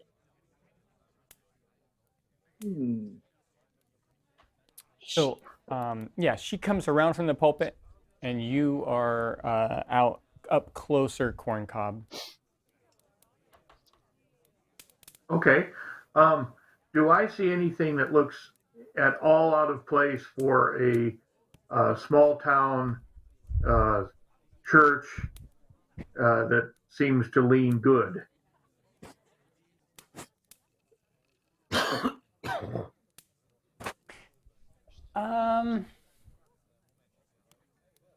Everything in here looks aligned to that good deity. Nothing really looks amiss or out of place in that regard about the church. Okay. It does look pretty elaborate for a small town, but if you go by what the mayor said, this was once a more important establishment than it is today. And that's not necessarily something you unheard of, right? You do often see towns ebb and flow in their population, and sometimes the thing that props up the town is the church. Sure. In this case, it looks like that was the case. You seem to run a tight ship here. How long have you been? How long has this been your station? He says, "Oh, I've been here a while now." How do you like it? It's a lovely town, wonderful people. I've been I've been troubled as of late. As you are probably well aware, we've had problems. We've heard something about these problems. What can you elaborate on it? Because I'm not quite sure I was getting the straight story from the villagers. Yes, well, have you spoken with the mayor yet? We've talked to him in passing. He's mentioned some carts being upended and people missing. Oh, well, that's all. There's Have you much heard more about than these that. people You missing? see, somewhere beneath this evil has risen up to strike down. Somewhere beneath the mausoleum is what I need to bring it back into control, but I am unable to get it. There's an item underneath the mausoleum that you need, Oh, yes. and this will help you get control over the evil that seems to be bedeviling the town. Is that what you're saying? Yes. What kind of item is it? What sort of thing? It would have the crest of a para, and it speaks about her deity, right? And a necklace. It could perhaps be a brooch, from what my readings tell me. But I could stop. Can I do an insight check? You and can. See what I... Yes, you can do an insight check. Have you asked the town people to help you go down there? They want little to do with this kind of creature. I got a total of 20. They cower in their homes. Total of 20. Yeah. Sounds like she is being deceptive about something. You are not sure what. You do notice, well, with that kind of insight, she is favoring one of her arms a little bit, as though it's injured. But you don't see any injuries on it. What's the nature of whatever's stopping you from getting the Apara amulet that you're talking about? A giant creature that blocks my way. Can you describe it? Because we've heard tell old Crazy Joe there at the outskirts of town told us about an 18-foot tall creature.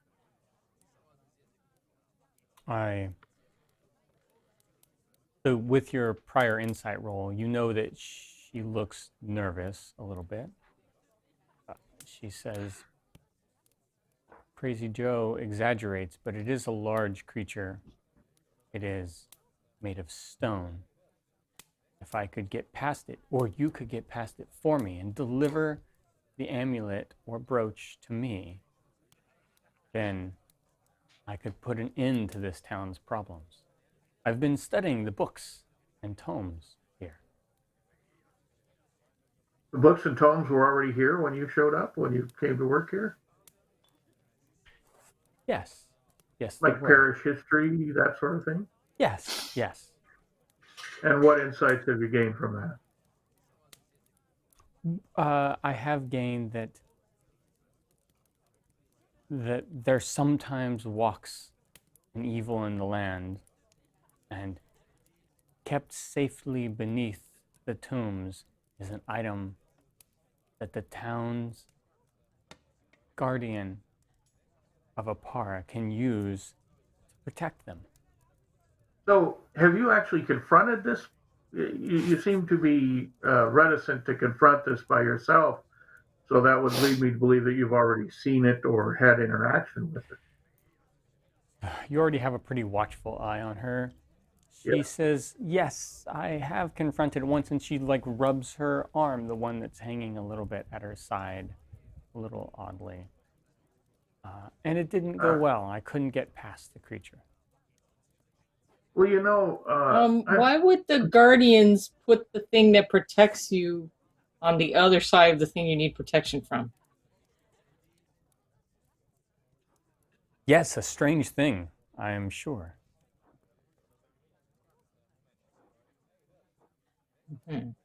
Killer.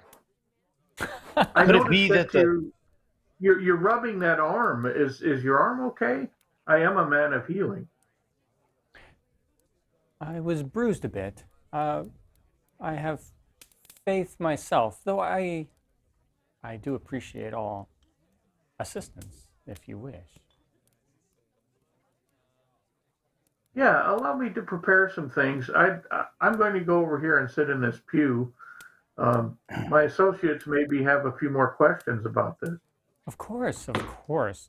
She looks pretty confident about the situation, like it's going well, and she's like you're about to help her out, so she's relaxing a little bit more. We'll hit the rest of you before we find out what Abran and Kay is doing. So, Pugil, are you doing anything in particular?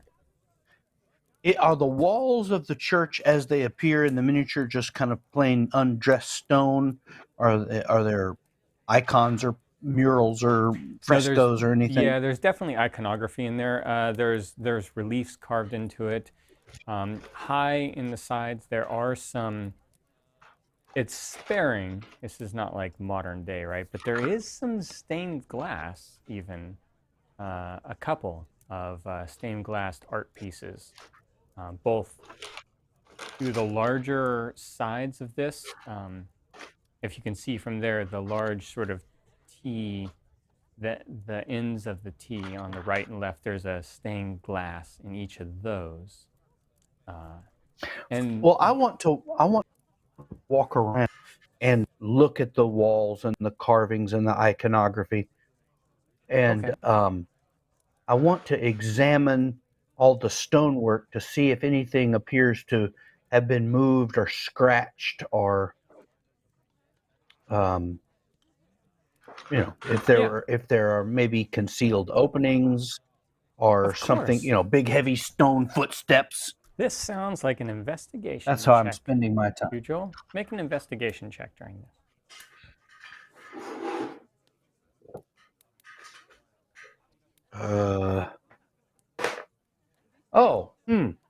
I'll just step outside, and I rolled a total of 4. Oh, well, I can tell you the artwork if itself. I assist him, could he have advantage on how assisting him? He could have advantage and roll if you want to use what you would be doing to kind of go with him and point out things you pick out as well. Yeah. Go ahead. Or smack me and keep me awake. Yeah. Quit dozing off, you little gnome. Fathom is assisting you, so roll that dice again, Pugil. And I am proficient in investigation, if that helps at all. Oh, it might. Oh, I rolled a 5. I should have rolled myself. I know. A 2 and a 3. Can you believe it? I'd also like to share my suspicion that I think that the church might be trying to protect against her. Like she's the problem, and this thing might be some kind of guardian that's trying to protect against her. You can share that with Pugil because you're close enough and off to the side. The others may not know yet. But Gooseneck, what are you doing during this time?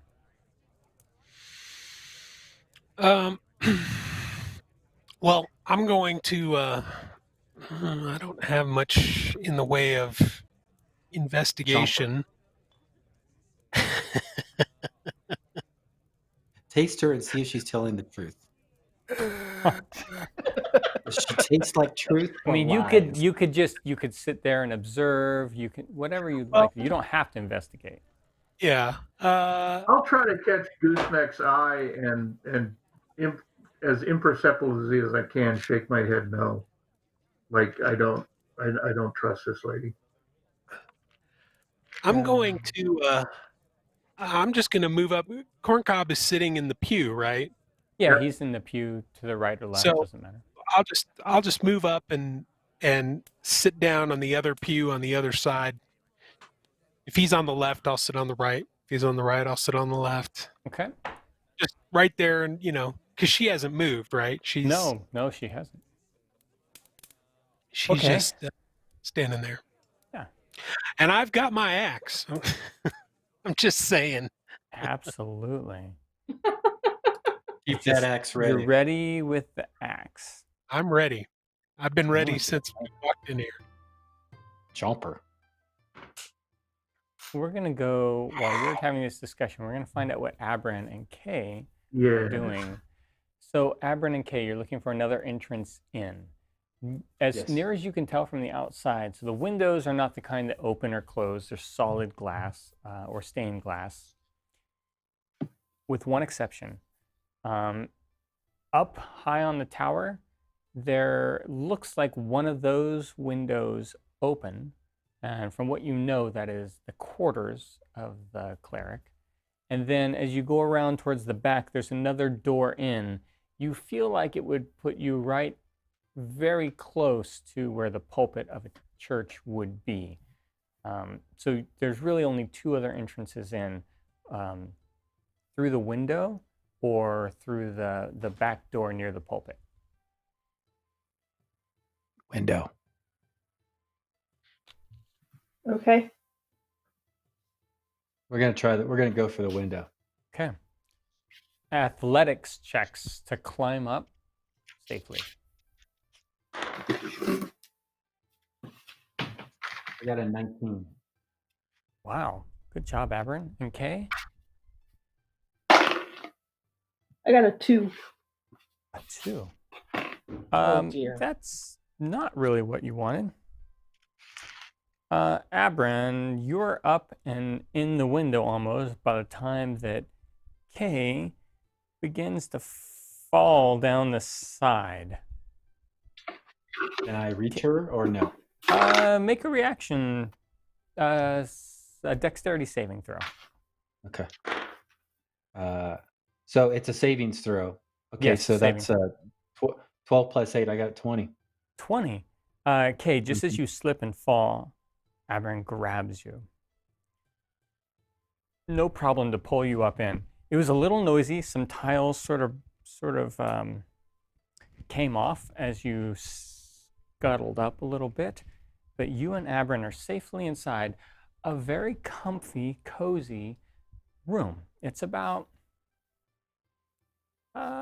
maybe 15 feet by 15 feet. It's got a large, comfortable bed, a desk, a ladder leading down, not stairs, a nice, comfortable chair to sit and study in.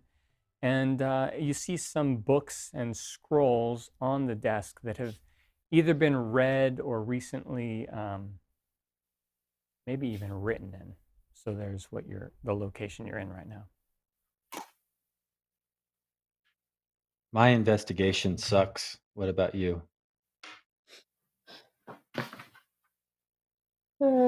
It's not great, but it could be worse. Yeah, I have a negative I'm going to 1. go look at the scrolls and books on the table, see what she's been reading and writing. Okay. Make an investigation check as you go over there and start digging through that. 12. 12. Okay. The writing in the scroll does not seem recent. It seems like the ink is very dry, and you notice the date is from about 3 months ago, the last entry, and it seems more like a journal than an actual scroll of study or religion. The books themselves, though, are piled up nearby. They look like they have been thumbed through recently. And these books all are around the history of this church, how Apara's followers built it. And they talk about the magics and devices in place to protect the community and town, and the holy sworn duty of the town's protector, which would be the head of this church. They also talk about the population being in the tens of thousands, and you know from talking to the bartender that the population is somewhere around 70 people right now. Nowhere near, not even a fraction, or barely a fraction of the amount of people talked about in this book. Can I make a perception check to see anything else in the room? Yes, you may. 6 plus 11. 11. Oh. Yeah. What would you notice with 11?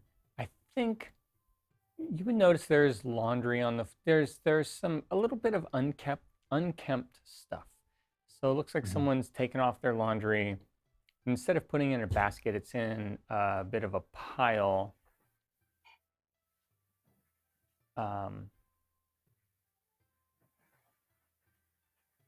But nothing really seems too out of place other than that.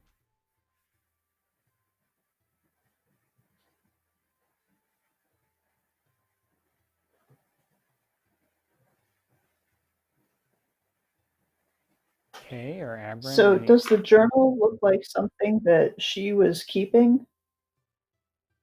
The journal Is it looks her like journal? so as you flip through it, it seems like it was daily right up until about 2 months ago, where it stopped being daily. And is that about when she came?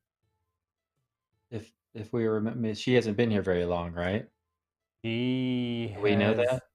You don't. I mean, so she's been here a whole year. If you talk to the Okay. mayor, she's been Yes, here they a told year. us a year. And so you can see a year's worth of entries right up until about 2 months ago, where it just stops. And what is the last entry? Can we What's- read it? Yeah, you can read it. It's in common, so everybody can. You both can read it and speak it. It's pretty simple. It highlights. I'm going to paraphrase. It's like a page long, and it highlights the services of the day, the people she talked to. There's a couple of names in the town, and there's a little note that she'd like to visit Joe more. There's just that's the last entry, and as you go back, it just talks about her engagements with the community, how much she enjoys being there, different things she'd like to help the community work on, different people who she thinks this person's gone through a hardship and she'd like to help them out. And that's almost all it is. Occasionally, if you go back far enough, there's a little bit of a note of I had a rough day or I've moved in, but it's more of a hint. Most of this is dedicated to sort of her interactions with the town.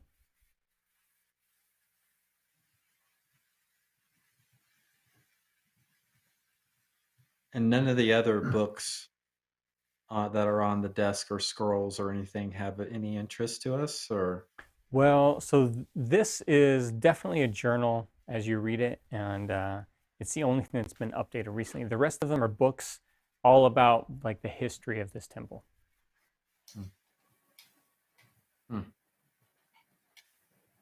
What do you think, Kay? So the pile of clothes. Yes. Do they look dirty or muddy or bloody or anything like that? And or do they look like they would be appropriate size for the cleric? Oh, make an investigation check or a survival check, whichever you prefer. And tell me which type you made. It'll be investigation. Okay. Got a 19. Okay. Kay, as you're looking through them, you realize that it hasn't been laundered in months, and there's no mud or dirt or unusual. Well, maybe a little bit around normal wear. It's got normal wear and normal dirt. The only unusual thing about it is this pile you feel has been here for at least a month, maybe 2, unmoved, untouched. We got to kill her. She doesn't clean her clothes. Dirty. Imposter. Yeah. The necklace did something to her. So this got a could be, plan. and so these clothes could be sitting there for as long as the last entry ago was made, or roughly around that time. Well, since you're both in the same room and you're probably communicating this stuff together, it seems quite likely that they align nicely. the last entry with the last time these clothes were doffed. So do we maybe a suspicion is this cleric has been replaced or has been turned, and the Possible. original cleric that had good intentions is now no longer? That seems likely. With that thought process, does that sway or skew, or does that help us with our investigation of the room any? Do we find any other clues that could corroborate with that? If we take that mode of thinking? If you take that mode of thinking, and with all the other rolls you've made, it seems like, yeah, it could corroborate that. Corroborate. Or corroborate. In the best of times, that's not my best word. So it looks like the bed has been entered and exited, sometimes slept on top of maybe. The sheets haven't been changed or cleaned. It's just been a place to flop down and go to sleep and wake up. Nothing about the place in its construction, design, or the way the earlier parts of the journal read to you would hint at someone who just passed out and then woke up the next morning. But suddenly, it seems like for a while now, maybe 2 months or so, this has just been a place for someone to sleep on the bed and wake up in the morning. Nothing more has been done in this room except for thumbing through these books about the history and powers protecting the town.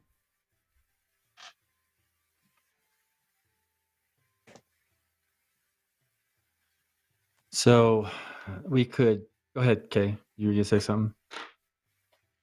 I was just going to ask if there were bookshelves in the room that it looked like these books came off of, or if there aren't and they probably came from somewhere else. There are bookshelves in the room, yeah. There are quite a few books lining this. This is pretty much where all the books are stored here that you know of. But the other one, so they've been moved through and sorted, but they haven't been pulled off the shelves, or they don't look in disarray either. Gotcha. So I think we go back down, maybe go back to town, ask if anybody's noticed behavioral changes in the cleric over the last 2 or 3 months, and maybe check the sewn up bodies for parts that also look cleric-ish. Okay. So I'm developing a plan below you. You head out and you go, you're going to head out. However, during all this sort of you're looking, you're studying, you're observing, there's a lot of things going on. There's conversation going on below, but there's enough time passed as you begin to go out of your window. I'm not going to get that necklace, Jason. I'm not going to make you roll or anything else. You're going to be able to safely get out, get when down, you're healer, and start heading back to town. But inside the temple, while you're chatting with Aubrey, what's your next steps? I'll say I'm ready to work on your arm. May I see it? Of course. And she rolls up her sleeve. And what is your passive? What's not your passive? Go ahead and make a perception check, Corncup. Actually, not a perception. Make a medicine check. Oh, that's even better. Let's see.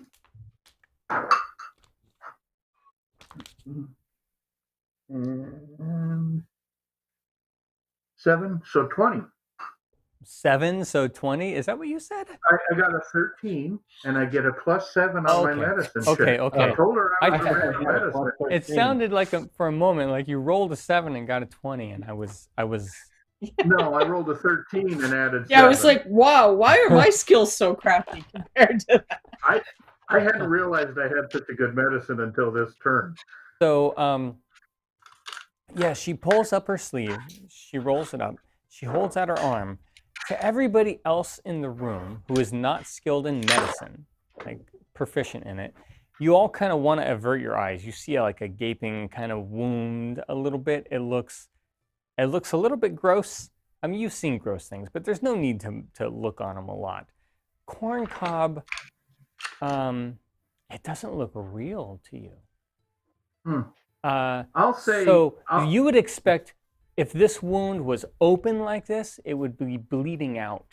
But it appears open, but it also appears not to be bleeding out. Right. It appears just to look very dramatic. I'll maintain my calm and I'll say, Gooseneck, do you still have that balm? I need you to come over here and look at this with me. Sure. I'll say this is he's a lizard, but he knows what he's doing. Oh, of course. So lizard folk is Gooseneck there? Yeah, Gooseneck is there. So Gooseneck, Okay, you're gonna come up and as soon as Gooseneck gets close enough, I'm going to do the best as I can to grab her arm, roll it up from behind her, and grapple her to the ground while yelling, "Tie her up and gag her." whoa, so everybody, wow, everybody roll initiative. I need some initiative rolls because I gotta know how this is gonna break out. That was the plan, huh? I'm gonna go with my pizza dungeon dice here. Well, the other plan is I just want to tie her up. I want to get that necklace and look at it more. Are we rolling for initiative in the room? You are rolling for initiative. You're out of the room. You're just sort of down. At this point, you're kind of you're killing him. He can't take it. Halfway back to the town, but you're not there and you're not in the room. I apologize, Abram. Everybody else is going to get the action. Painful for him. The action. It's not going to take them long to get here. No, it won't. 18 minus 1, but so 17. Let's go through this. Pugh, what was your initiative? I rolled a 4. It was a 2, a 3, and a 4. So a total of 6. 6, okay. The mighty and indomitable Pugh gets a 6. Gooseneck? 8. 8. Oh, no. Corncob? 17. Abram? 9. 14. 14. Fathom? Also an 8. 8. K? 19. 19. Okay. I should have pulled our initiative scores before I decided to do anything. I mean, you decide what you're going to do, and then everybody rolls initiative. In a whole different way in my head. K. But I'm trying to surprise her. I mean, I'm trying to act. Oh, absolutely. Okay. And I will take that into consideration. Kay, you are out of the temple or out of the church. You're walking across the ground in front of it. Nothing necessarily unusual to you comes into mind. I don't want to force metagame or not metagame, but what would you like to do?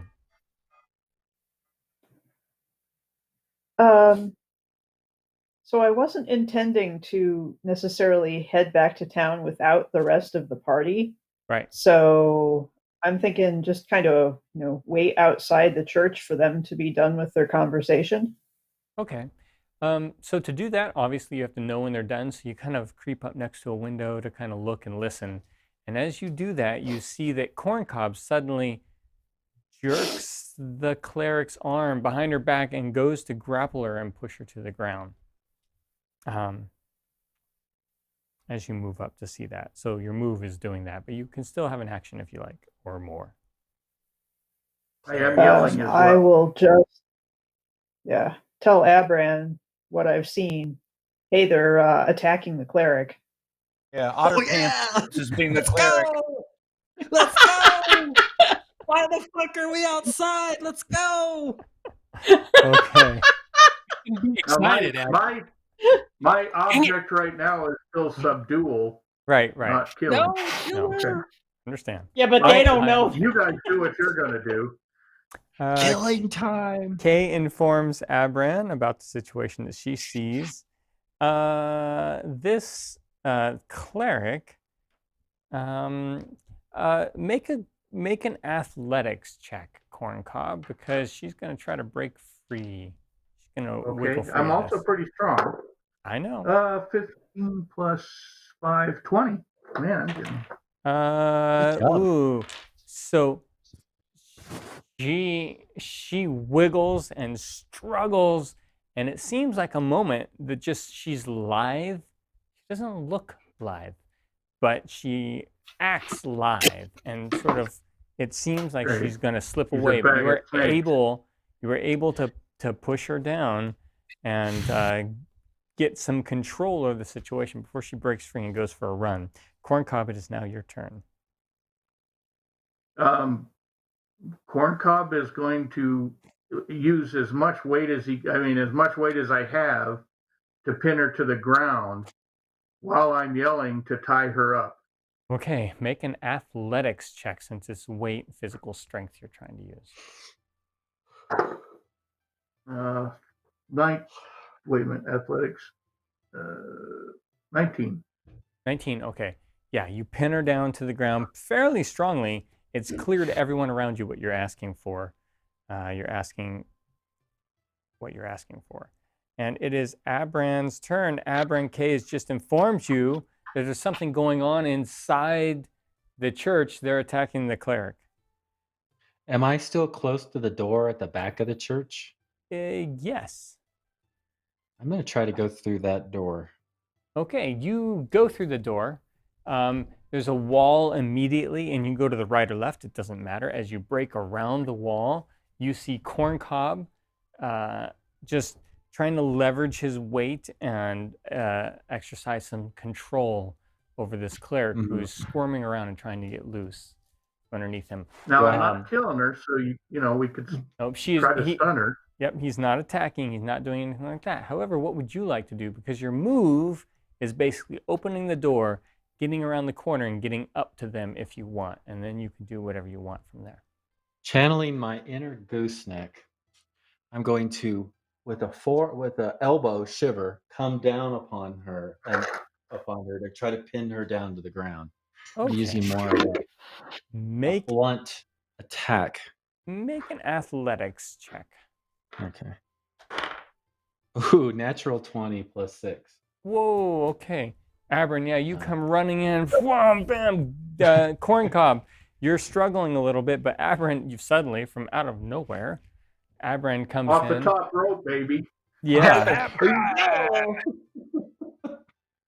Someone tagged Abran in. Okay, so you suplex smash. It is Gooseneck. The only one. Gooseneck, what are you going to do? So, did that knock her out? No, she's not knocked out. No one's doing damage or attacking her, but they're just restraining her. All right, well, I'll pile on too. Okay, athletics check. El Lagarto! El Lagarto! Dog pile. 6-12. The Samoan splash. So Gooseneck piles on, Abran, squishing in there. Okay. Fathom. Well, first I'm going to say get that necklace off of her. But then can I just try to run over there and rip the necklace off of her? Of course. Yeah. Run over there and rip the necklace off. That's the whole idea. All you have to make is an attack roll against the necklace. AC is 18. It's a little hard because everybody's on top of her. But hopefully everyone else will also try to do this. Yeah, I don't know. So just add my... Yeah, it's like an attack roll. You can add your proficiency. Well, I rolled 14, and I would add 3. Oh, I'm like 1 short. Okay. You're trying to grab it, but just as you have it in your hand, Abran piles on top of her, and it slides the necklace out of your hand. Sorry. Okay. Sorry. Well, we'll leave that for the next person to try then. You, Joel. It's your turn. Yeah, we'll see what Pugh does. I'm going to see if I can do a better job observing the frescoes. Just kidding. I'm going to go. That's great.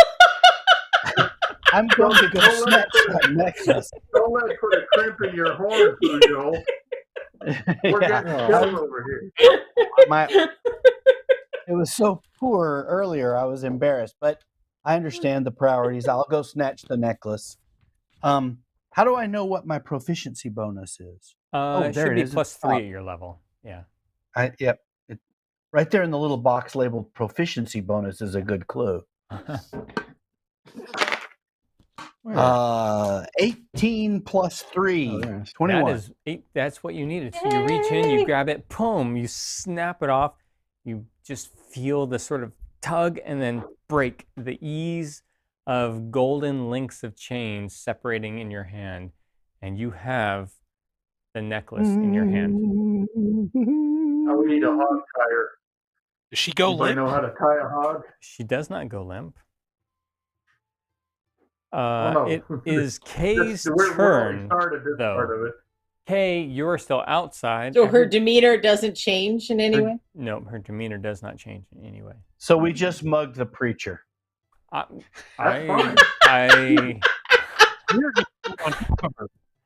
cannot say what you have or have not done, but she does This not is change not in her good. demeanor.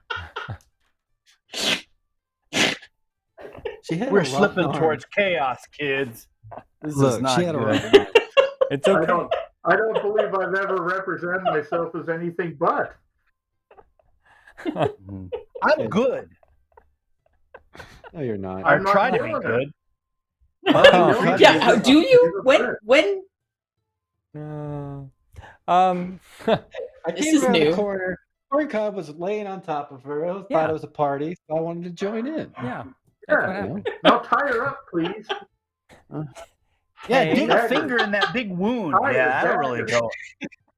go. It's Kay's turn. She's outside. She hasn't joined you all yet, but she knows what's happening now inside and out because Abron has bursted through the door and hasn't closed it. Going to follow Abran in through the door. You're going to follow Abron in? Okay. So Kay follows Abron in, sees that everybody, well, not everybody, but a lot of people are sort of either piling onto the cleric to try to pin them down, or like reaching at them, clutching at things. And you see, just as you come in, Pugh has pulled away with the prize in his hand, very happy to have a necklace in his hand. So moving in there is your movement, but you can take action after you get in. And Good job, Smeagol. Thanks, Deagle. I'm going to get out some rope. Okay. Kay is getting out the rope and taking it, I'm assuming, over to the cleric for tying her up. Yeah. Okay, which isn't happening yet, but you've rustled around, you've got the rope, you're bringing it over, everything's happening. Now I get to see, I am going to try to break free of this, which is not going to be easy because there's a lot of you on top of me. But first is Corn Cob, make an athletics check. It has to be higher than a 17 to hold me down. It's a 21. Ah, man. Oh, Corn Cob is on top of it. I try to get out as the cleric, and I cannot, even though I'm moving around. Corn Cob, you have successfully held her down. Okay. While I'm doing that, I'm going to try to get one of my big meaty hands over her mouth. Yeah, that's hard to do in this case. You're trying to keep her from casting spells. Yeah. Yeah. I'm doing my best to distract her too, so right. hopefully her spell casting isn't going to go well. But she hasn't tried to cast a spell yet. But just as a fair warning, if you try to put she's a little tiny cleric. She's a first level cleric that we're taking all her stuff. It would make your roll disadvantage if you also wanted to try to prevent her from speaking. Okay, I'm not going to do that, but okay. Hopefully someone else will. Someone else might. I'll focus all my energy on keeping her pinned down to the ground. Okay. You might have to knock her out. That's what you're doing. Abran, it's your turn. Corn Cob has pointed out that he wants the puppy to stop her from casting spells. It would work because she'd go like, "Oh, look at the cute puppy! I can't cast." Look at the cute puppy. That would work on me. Can I try an intimidation? Look, chill out, or I'm going to stab you in the eye. Relax, and we need more information from you. Can I try that? Yep. Wow. You can try. Mr. Diplomat all of a sudden. You pull out your dagger and you hover it over her eye. Now's the time to be whacking on her, and you're talking to her. Well, you jumped on her. I don't know what's going on. He doesn't like to be predictable. I do it again. Well, I rolled a 10.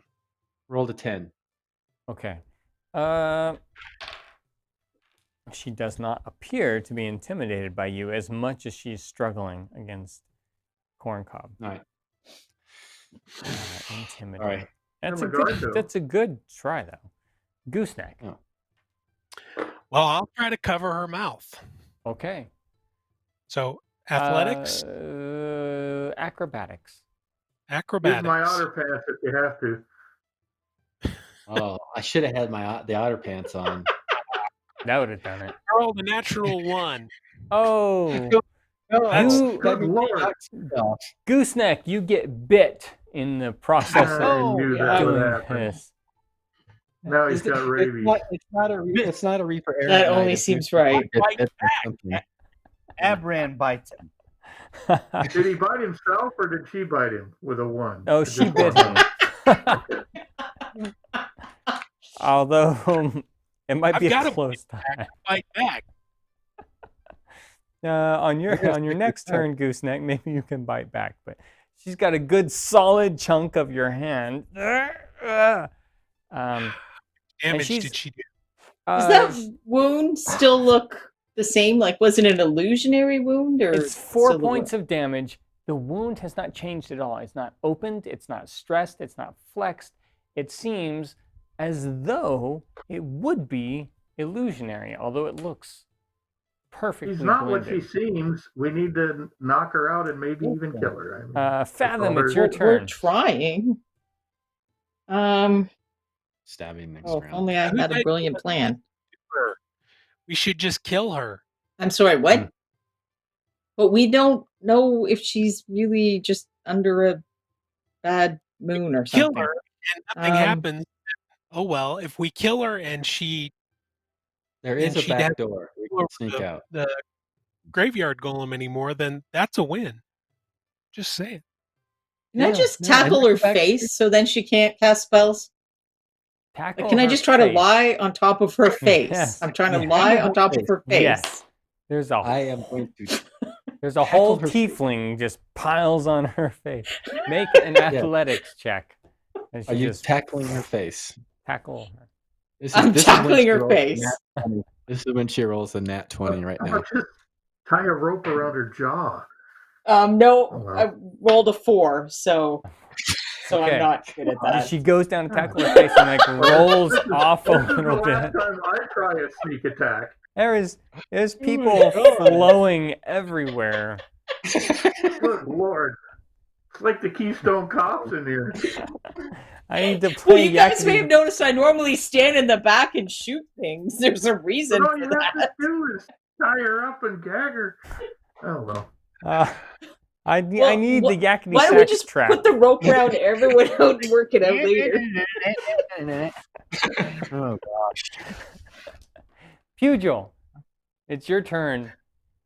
I've got the goodie. I'm headed to the pawn shop. Oh, there we go. You've got it? You're welcome. Yeah. Yes. I'm going to step back and make sure that there's no way she can retrieve this necklace. And I'm going to examine the necklace. Is this on the back side that was against her chest? Are there any markings or anything like that? Okay. So first, it's highly unlikely she could get up from where she is. There are people flowing over her like water. You have got the necklace in your hand. Water. You look at the back and the front quickly. It's not religious symbols, but there are arcane symbols carved into the back. Offhand, you don't necessarily know what they mean unless you want to take time to make an Arcana check. But They do not. I'm not seem Mr. religious. Arcana. Is Fathom wrestling, or is she restrained herself? She's sitting on her face. Fathom is I've rolled into the wall or Yeah. something. Phrasing. Okay. Phrasing. Fathom's not really being. She's not trying getting to a lot done participate. right now. Yeah, no. She's Uh-huh. there Oh, was no, that's there was definitely a little flop that probably Oh, caused some distress to the cleric, but then she rolled off or got pushed off in the chaos. Okay. Well, she's exhibiting a good attitude anyway. I will. I'm going to go over to where she's huddled, and show her the back of the amulet and say, "What do these mean?" I love it. Fathom's just been rolled off somebody. You're like, hey, no, stop. Here, what's this mean? Yeah. What's this? Stop fooling with the mug preacher and take a look at this. Okay. Why don't you go upstairs and start reading some books again? I mean, you might as well. Kay, We're not busy here. it is your turn, Kay. Look, if you two and the giant lizard can't handle one wounded preacher, you're fired.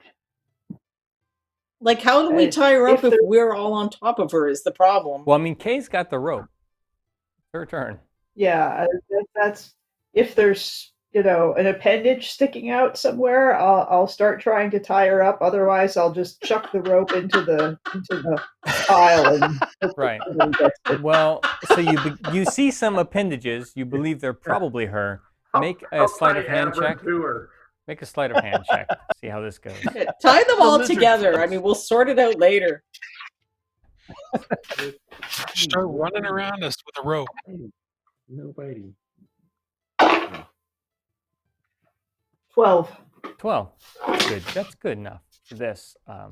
Yeah, you get in there and you're able to tie her up specifically. A couple times having to swat off Aberran's hands or Gooseneck's talons. I don't know what you call Gooseneck's hands. Gooseneck's hands. And so you get her reasonably secured, and we'll drop out of initiative there because you have her secured. Whew. All right, you got her. Now, what's next, everyone? Can we get a report from the upstairs people? Pouch or cloth, first of all, and put it in her mouth and tie it around her head. How are you No, going to yes. question her if you've got something in her mouth? We need to sit down for a minute and figure out what we're going to do now. My Yeah. plan was only this. I'm going to start composing an apology. Well, if we know what the upstairs people know, we can show them the thing and see if any looks Don't at know the what the symbols in it. upstairs people know.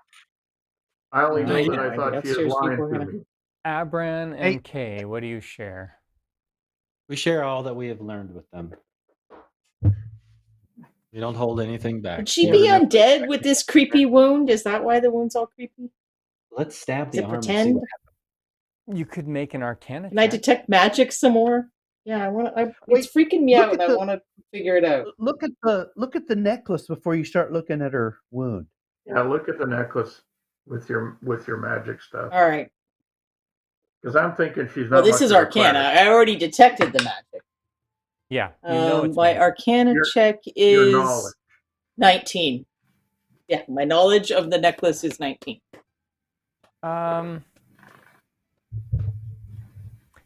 Yeah, so you, as you look at this, you feel like this necklace, that's a good roll too on top of it. It feels like you could control a construct with it. Yeah. Okay, that's guilty.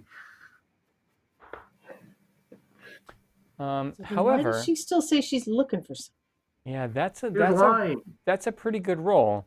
So it seems like the limit that there, ooh, She was lying to me. make a history check, Fathom. This one's a little out of your range, so it's a little more difficult.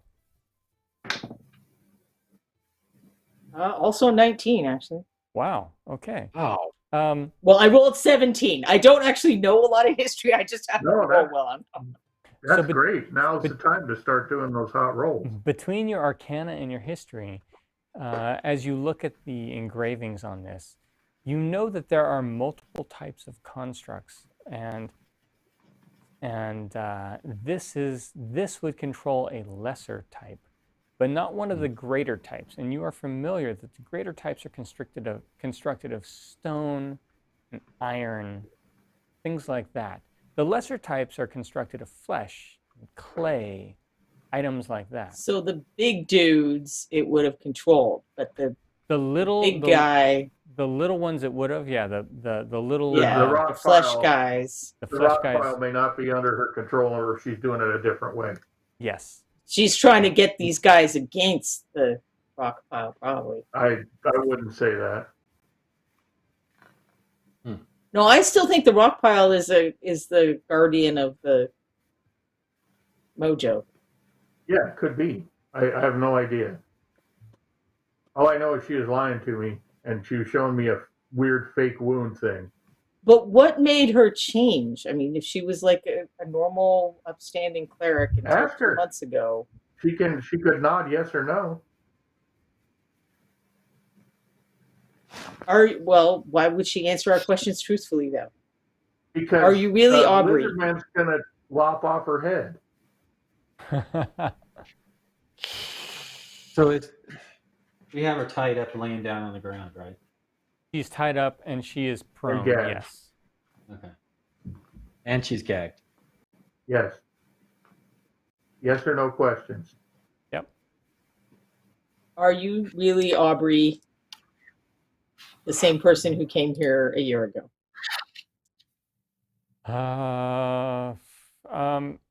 So is that a persuasion check, or is that are you intimidating Gooseneck? What's the circumstances around her answering? You're intimidating. Okay, Gooseneck. Let's let Gooseneck roll us. Okay, Gooseneck, what's your intimidation roll? Let's see here. Intimidation. I don't have any pluses. So 14. Okay. So she says,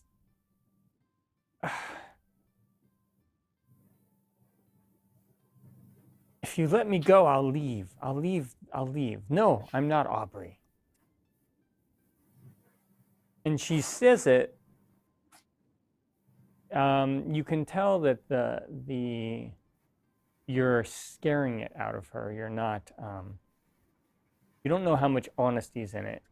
She's just bargaining for her life. So she's saying this around the gag? Yeah. Then you can make it out a little bit. You can still talk, sure. Yeah. I just want to. I'm just trying to disrupt her from casting spells. Yeah, understood. She's unable to cast verbal component spells. What or who are you?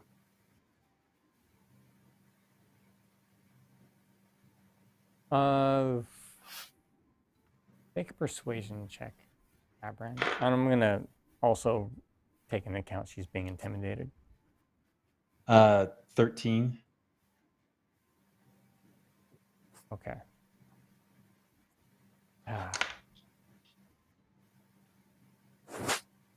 It doesn't matter. I'm not appreciated anyways. I'll leave. I'll leave you alone. Just leave me. Let me go. I'll leave the town. Where's the real Aubrey? Yeah. She can't. She raises both her hands, sort of tied as best she can. I don't know. Gone for months. In the crypts, most likely. Did you kill her? None of my concern.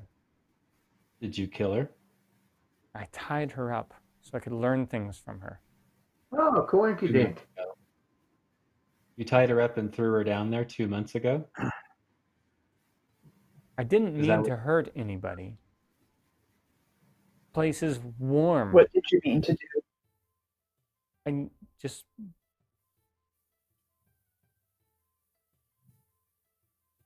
I meant to find a place.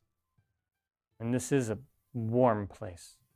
It's comfortable. People bring me food. People bring Aubrey food. Go down there if you wish, but no one can make it. Where did you get the necklace? That's the problem with simple folk. Aubrey, stupid, dumb as a rock. Supposed to be watching over the town, but never looked at her books. And at her control are all of these things if she just knew where to do what her duties demanded of her. But she didn't. I was better. I could have been better than her. What's your name? My name is... Make a persuasion check. That's a hell of a long name. It is. It's a long name. Very odd. 11. 11. My name is Sora. Ask her what she is again. What kind what of are creature you? can look like another person? I'm just a shape changer. Yeah, just a shape I'd like changer. to cast an illusion That's of a the humble sounds country of the shape stone changer. golem. An illusion of the sound. Are you like nearby or? Like it's coming, yeah, like it's coming up from below the... I mean, I'll try to nod and wink to these guys so they know I'm doing it. Okay. But I'm trying to scare Sure. her into thinking it's coming. Everybody, not Fathom. Let's see here. Fathom, make a performance check. Everybody else, make an insight check. You need to be at a level of her performance. Oh gosh. Well, Okay. So is this a saving throw, or is it Yeah, it's well, yeah, that's probably better actually. It's a wisdom. I got a saving throw. 10. wisdom saving throw? Because mine are different. Yeah, Saving throw versus skill. yeah, that's fair. Oh, so is this a savings throw against magic? Yes. Then I have advantage. Well, Yes, that's you good. do. Thank God. So I most needed of advantage. now they have all seen me do stuff like this before, absolutely. so that one's not a and new spell. or you're anything. winking They've all and seen it. nodding and nudging and trying to do it out of sight. Yes. So most of you, everybody who is 10 and higher on that save, clearly understand that Fathom is doing this. The others of you may not be so sure as you hear the thump, thump, thump of the stone creature rising got up towards the place. I've got I got a 10, 9, so I'm backing up but against the back. nevertheless, so I know that it's fake, but I'm still going to make sure. I'm going to move to the front door and make sure the door is barred from the inside, Okay. as if I was worried about it coming in. Yeah, Abrin's right with you, you know. Because I'm actually worried about other villagers at this point. Okay. Yeah, we have mugged the preacher. Not the So preacher.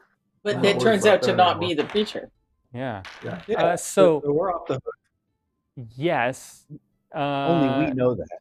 So he's like, That's why the door is barred. She says, "No, I can hear it. Protect me. Just let me go. Let me leave.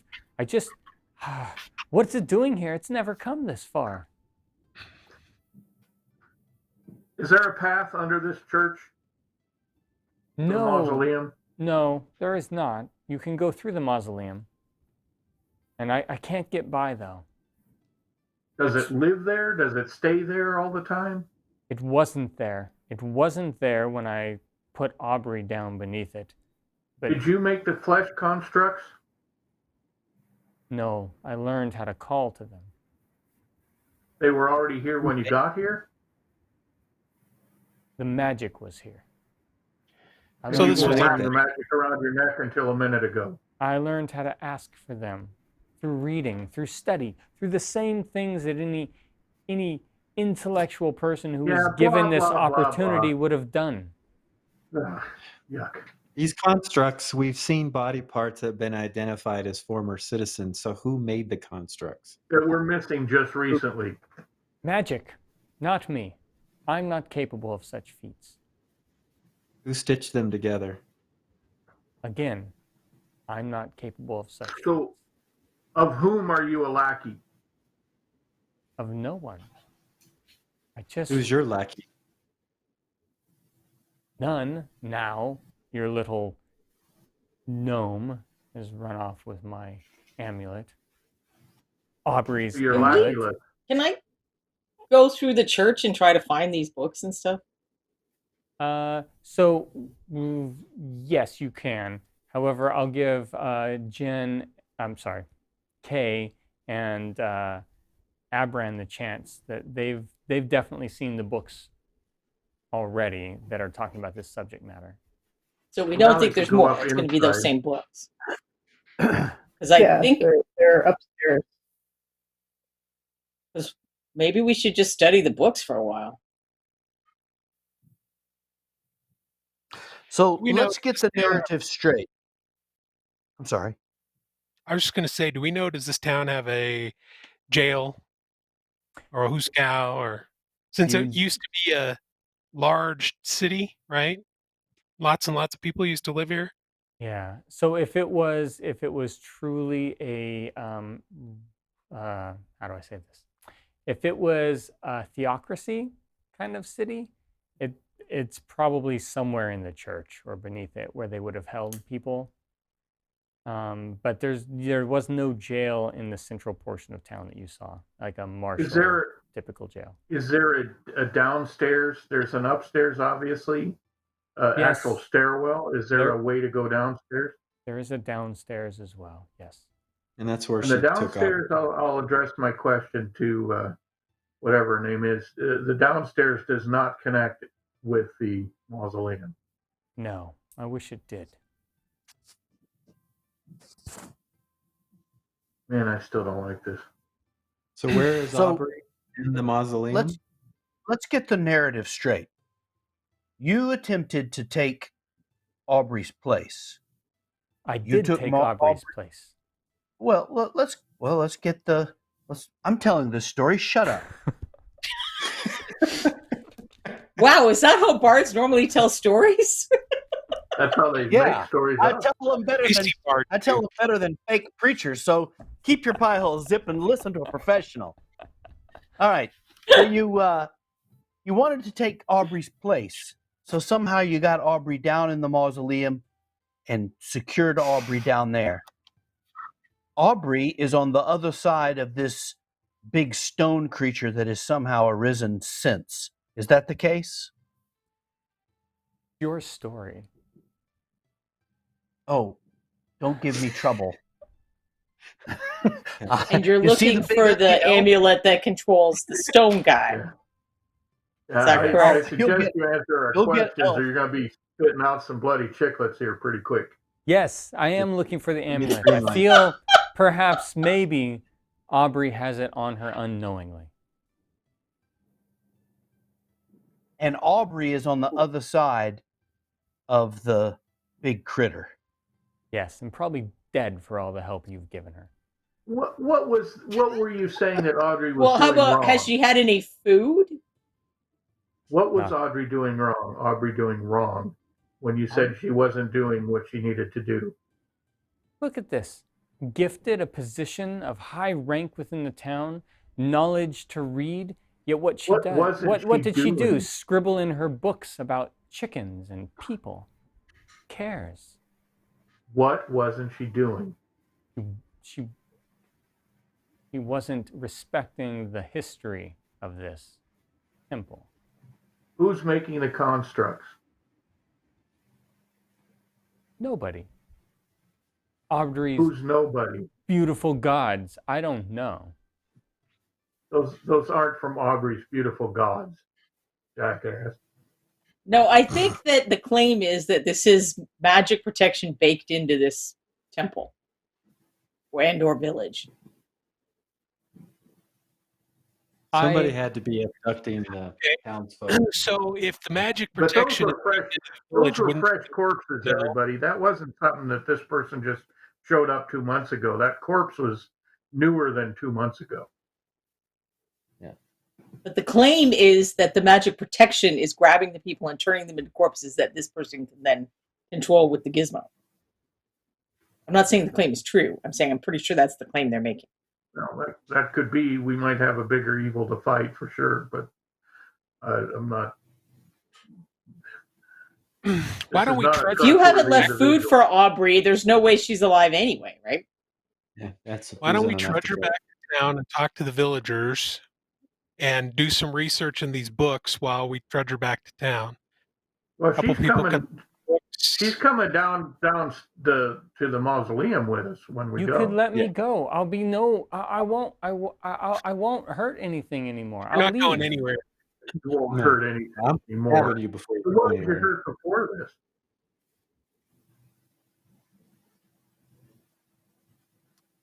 Fine. You're all the same anyway. No, some of us are cute. Yeah. That's my son you're talking about, pal. Hey, you better watch out. Otter pants laying on you there will squash your head like an egg.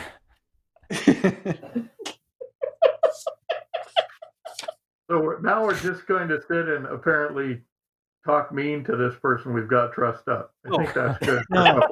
Well, no, I thought you were looking for the jail cell. You need to research. We should look for the jail cell, but I don't want to trust her out of our sight. We need to research the history of this place because obviously it's got some magic baked in. So we need to find out what sort of magic is baked in, and maybe our problems can be solved via the knowledge of the history. In the meantime, we should take her down to the town and talk to the mayor and say, look, we've found this imposter and we think your real cleric is stuck in the mausoleum behind a monster.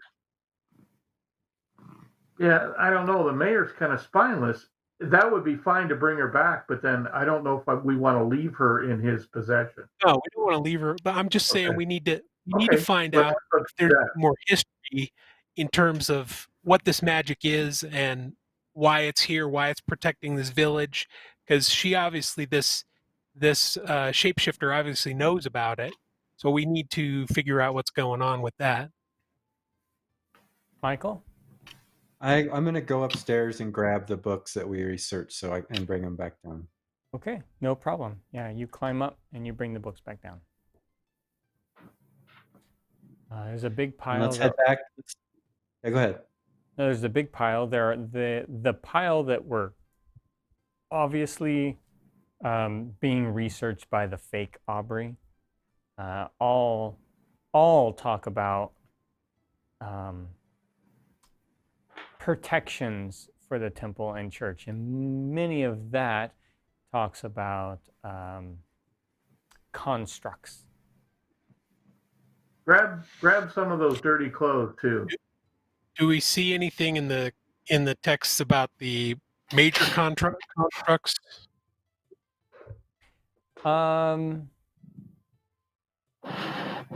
She was researching, right? If you are an arcane magic user and proficient with the Arcana skill, you could read some of this stuff a little better than if you're not. So that leaves most of us out. Yeah, that leaves Fathom. I don't know who else can do that. I have a +2 in Arcana for some stupid reason. Well, probably because you're intelligence. Do you have a circle next to it? Yeah, is there a circle next to it? There is. There's a dot. Yeah, I don't know why that is. There you go. Oh, there you go. You can read we it can too. swap books off.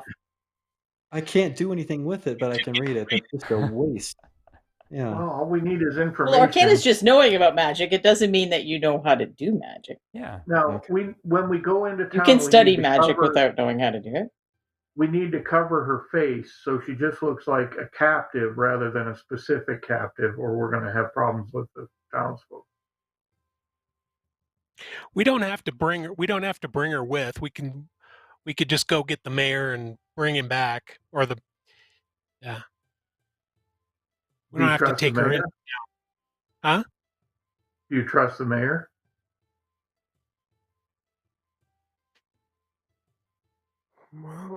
How do you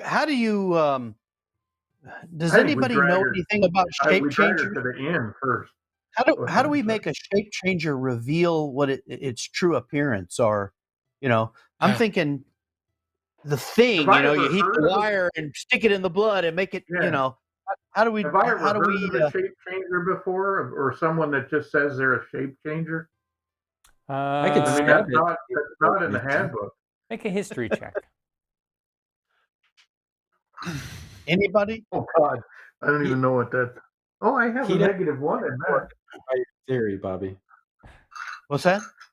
Eat up the end of Hello? my sword and try that theory. Yeah. Anybody can make a history I check? got an 11. Yeah, you don't know much about shape changers, Corncob. I'm sorry. Can I roll Oh, for that's history? fine. I've never heard Yeah, of it. you can roll for history as well, Gooseneck. I got a 9. No, you Yeah. know as much as Corncob. Yeah. Which I is got I don't I got- even have a religion. I don't have a. Yeah, you know little about them. He's for a cleric. This guy doesn't have much cleric skills. Has not for used a medicine. single cleric skill the whole time. It's good at tackling, Medicine. though. Oh, Use all kinds of yeah, medicine. she hasn't. I have. Oh, I you. have. I Yeah, was just you. saying for a cleric. I haven't used. I don't have anything. I don't have any good All right. history. I don't have. Why- I'm why really do good we at wanna go- deception. Why do we want to Somebody go go back to the mayor. Why do we want to go Fetch to the them. mayor? Why? We want to find out where to lock this person up and get our $500. We should Why would probably we figure wanna- out which way they want to go. It's their town. Why don't right. we want to just take couldn't we just take the shapeshifter down to the mausoleum, chunk it in, and see what happens? We're eventually going to have to do that. I With a think. rope on it, we could kind of pull it back and It's going to come out See what happens? smashed. She's going to come out smashed. The thing But I is, think we But should this- involve the mayor. I This agree, is bigger. if we try Yeah. This is bigger than yeah. This is big. Yeah, The mayor if the needs to be building- Well, if we involved. can in my read the opinion. if this books is a and figure out magic how to building, be we on need the to know side of the about all that town. stuff. I'm just going to go grab the mayor real quick and the barkeep. Okay, Say, and the we've barkeep. made- Well, I'm going to read some books. Go The get important Crazy people Joe. in town. We've Crazy made Joe some know what to That's do. right. Let's, adventure or on your Crazy prop. Joe. He'll know Abram, what let's to sit do. and read. Yeah, I'm gonna read. All I'm gonna read right. book. The barkeep Let's read. Let's and read words. real hard. Mayor Smelt come back with you. All right. Well, However, I will be. oh, go ahead, Bobby. I was just going to say, while they're doing all that, I'm going to sit by the prisoner and make sure there's no hijinks. Okay, we'll make sure. Doesn't seem to be any hijinks as you do that. Fathom, you Play her are a funeral. reading the books. I understand when they go out there and come back. So Yes. make an advantaged investigation. And we'll see what you learn while they're gone. Both of us, or just Whoever's reading the book. Yeah, you have Arcana as well. So you Yeah, can we're do both that. reading we're- books. 17. I got an 18. Okay. I got an 8 and an 18. So an 18. So,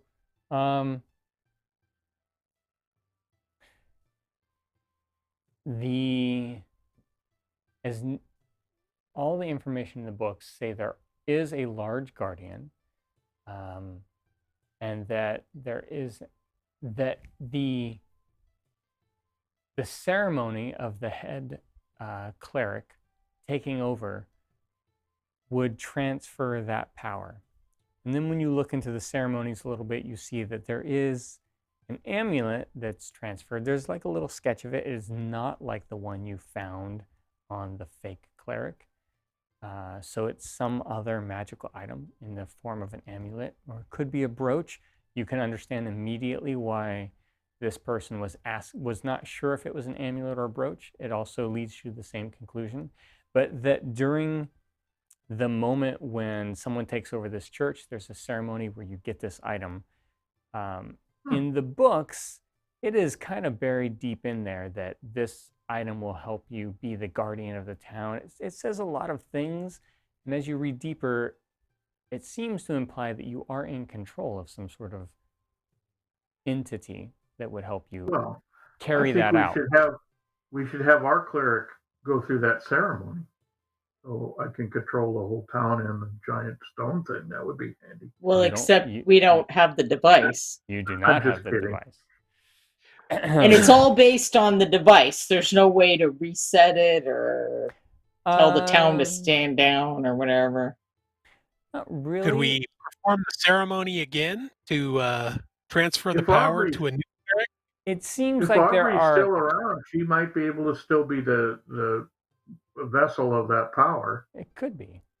Is it possible Aubrey's doing this? Aubrey's controlling the construct to attack the changeling. Could be. It seems like whoever's in control of that amulet should be in control of the construct or whatever last order they gave them. If she's no longer alive. Did we leave a note for Aubrey and let her know that we captured? We're going to drop a little note down the mausoleum just in case. We don't know that the construct is the one that was killing the people. You do not. It doesn't say anything about killing people or creating flesh Construct might golems be or just any the of that guardian. stuff. Yep. And it if talks she's about back in control of the guardian, then everything might be hunky dory. What if the stone golem came out last night and was out and about? What if we drew it out again and then a couple of us stealthily snuck into the crypt behind it as it's drawn out, searched the crypt for Aubrey and the amulet? Yeah. That sounds And how good. do the That's people my plan. not doing that stay alive? Is my only question about your plan. You run around. We run around and So you're we're saying the we bait. kite a stone golem? Yes. Hey, Uh-huh. it's like 20% of a plan. Yeah, it's beginning. Well, I it think is that's a great 20% of the plan. I'll ask the mayor who's the most learned as far as the village history goes. Are you the most learned in town, or is it Crazy Joe, or who is it? We need to know more about this. He looks mildly offended that you compare him to Crazy Joe at all. Oh, just shut and up, then Tracy. and he says, I earned my position. The people wanted me to be here. It's Okay, great. I know about the economics of the town, and I do not know about the religion or golems or whatever these things are you're talking about. The tradition of the town. You had Aubrey, who was here for a year. Who was here before that? Well, Matthew was here. A person died. Yeah, he died of old age, and Aubrey was sent to replace him. Did Matthew have any confidants? If he was here that long, he must have known someone else in the town that could tell us more about this, since you seem to be more interested in economics. And Matthew spoke to everyone in the town. I guess it was part of what he did. He talked. Why don't we ask the barkeep? Yep. Does he he's know who acquaintances were? The barkeep says, yes. No, Matthew didn't impart knowledge of that sort to us. But he did talk to all of us. We were inspired by his faith and his confidence through hard times and easy times. He reminded us not to. How did you find Aubrey after Matthew passed? Did you search her out, or did she show up? Oh, we sent word to the head of their order, or the nearest head of their order at the coast, and that we didn't know the right ceremonies for such a high regarded cleric of their church, and they sent someone to both take their place and execute the ceremonies properly. How long did that take? Oh, well, they were here within a month, I imagine. Well, should we send a message? Just kick back for a month? You could. Remembering that the snow is getting more and more as the season goes on, you might get snowed in, but yes, you could. I think we're getting snowed in either a that or different way. we try Proctor's plan and try to tease this thing out and sneak in. Abrand's plan. Oh, I'm sorry, Abrand. Abrand. Yeah. Abrand's plan. Yeah. And I it's a would great never plan. think of that. I vote for Abran kiting the monster. Yeah. No, Abrand and Kay are sneaking in since we're the stealthies. Yeah, notice how And- he's in the sneak group and we're in the stomped group. What's the Hey, point of sneaking when if you the come monster's up being with the kited by plan, you? you come up with a better plan then. I'm My going to better ask plan our is you captain. kite the monster. You can't even cross a river without falling into it. I'd like to You wanna- ask our captive if there are any more flesh golems that she was controlling with that necklace. There That was might one be other. our bait. There was one other. There but was it's- one more. Where does it hang out? It was killed, destroyed before you got to it by that By who? stone monstrosity. How can we make more flesh golems? I Oh, don't It's know. gonna kill people. I Look didn't who's worried make about them. it Oh. not being good. You're a Suddenly. demon. And You're evil. The magic made them. Which means the magic killed the townsfolk. Gnome is advocating cutting up more townsfolk and making more flesh golems. I don't know if you guys Yeah, caught that. I remember hearing this whole thing about how he was good during the break. This seems Yeah. very not No, good. this is you guys are making some very unsavory implications. If he won't kite the monster, maybe we could make the elf into a flesh golem. But other than that, I'm certainly not for harming innocent. I think we tie a rope to Abram. You're gonna have to pile onto him to do that. You realize? Well, it worked the last time. Why don't you just sneak in right now? Sneak in right now. Okay. Yes, sneaky. You could Kay and try I to will go sneak in. sneak in. Kay and I are going to go sneak in. Kay, do you want to sneak in with Abran? I think you should check the. Sure. Can you guys? Why don't we check the basement here first? Check the basement here first. Yeah, let's check the basement here. Maybe there's more information That's or the only part we haven't been in here. Okay. the flesh golem lab or something. You go into the basement, and it is a preparation chamber for the dead. Is the what it mostly is. What we do not, Justin. There are stone statues, 4 of them, around a central altar, and they look lifelike, but they are not. They don't seem to be animated to you.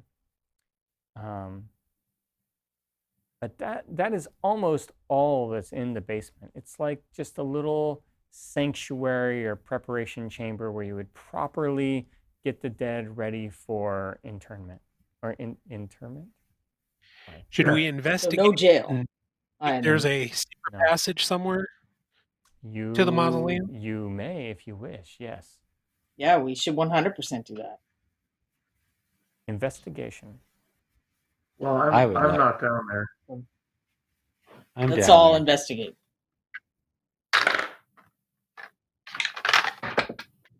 9. 9. No. 11. Come on, Better. usual. I stayed upstairs. Yep. I'm up there with corn pop. 18K though. Comes There we go. through. Kay's coming to the rescue.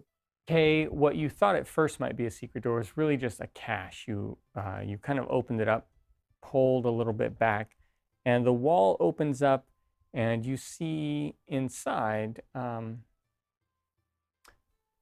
mostly items of ceremony, and you could consider holy relics for this particular deity. There are no secret doors that you spot though. So this is a mortuary down in the basement. This is much more like a mortuary than anything With a else. cupboard. A mortuary with a cupboard, yeah. It's snacks. We're excellent adventurers. Yeah. All right. All right, back So- upstairs. Let's go sneak in the monastery. We are Okay, excellent. the adventurers. mausoleum. When I'm going to make just a very quick trip around when they get back up. Okay. I'm going to make a quick trip down and look at that closet, being a cleric, and see if I can glean any more information from some of those items. Yeah. As a cleric, you realize that all of these items are, you see the components you'd use if you wanted to keep the dead fresh for long periods of time. So there are, you probably have it at your disposal even if you wish to plead to your deity for it, but if someone dies, you can keep their body, their death sort of fresh daily, right? For a very long period of time so that they didn't decompose. Have some of that. So they didn't decompose, and so that they couldn't be turned into undead, I guess, easily. Well, that's handy, and it would be handy for Gooseneck. No, well, it might be. He died. It doesn't, by the way, stop them from dying. It just keeps them from going. I know. It keeps them from spoiling. spoiling. Around a stinking corpse of a lizard man until you get him resurrected. If we're speaking in terms of pantry, this is definitely the citric acid of the ingredients. Okay, you had mentioned some kind of relic type thing to religious in nature to that deity. Yes. I have a thought for the same party. deity. Yeah. Okay. All right, I'll go back upstairs then. Thought for the party, Abran. Thought for the party. So this doppelganger threw Aubrey down, the real Aubrey down. Aubrey had we're assuming, had the magic amulet that controlled this stone golem. Aubrey's last dying message to the stone golem was to kill this thing. If we throw this one down in the hole, stone golem stomps on it, mushes it up, maybe it'll chill out. The stone golem? Yeah, throw it down, sacrifice to the stone golem, and if you're thinking that if you're thinking this would make good bait, this is what we take upstairs while you guys go explore downstairs. Yeah, this is the bait in a far corner of the graveyard and let the stone guy move toward her, and you guys run underneath, and then we don't get hit. Maybe if we're lucky. Sure. Yeah. Could be. Put her on a.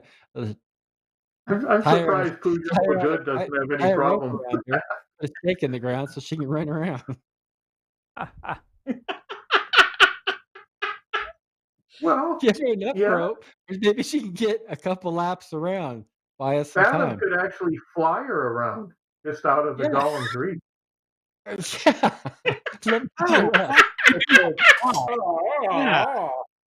So you want me to go fishing for stone golems? That's our plan. Yeah. Fishing for stone golems. Okay. Just a diversionary tactic. Yeah. We could use. I think Aldebrand, whatever Albrand is. Abran is correct. He's extra fiber. Yes. In that this may be a good bait to lure the critter out. If you wanted to slip in behind the critter and check out the catacombs. But realize once the critter goes back, then they're sealed in there too. Yeah. Well, they're going to try to get out before the critter goes back. Hopefully they have the amulet of controlling it, right? Or the person. I mean, I don't see how Aubrey could still be alive, but we can hope. It's a gamble, but most of us could probably run away, is what I'm thinking. Yeah, that's probably acceptable. I think if we had braver members in the total party, okay. So let me work out. Let me get the braver members. Let me get the plan straight. I want to understand. So, Kay and Abran are gonna sneak in to the mausoleum. Maybe Kay shouldn't go after everybody has lured this graveyard construct out of the mausoleum. Is that right? And you're gonna use the fake Aubrey as bait. Yes. Sure. Okay. No, we're all going to be Ah. up in the tower while Fathom flies the Well, she fake doesn't have ivory to around. fly I'm not around. sure That was that's just how the getting fly closer. works. I don't think that's Yeah. how the fly works. We I could. think I that say if just I put it cast far fly away. on the fake, it could just fly away. Like I don't think I can control the flying entity. I could put her down and No, surround her I can. with spikes or surround her with plants that would slow the golem down too. We still have the darkness dodge that we could use. The question is, how quick can That's you get true. in If there? it does all go do- bad, I'll cast the do a darkness. reconnoiter and come back out. That's the question: is how quick can you guys get in there, look around, and come back?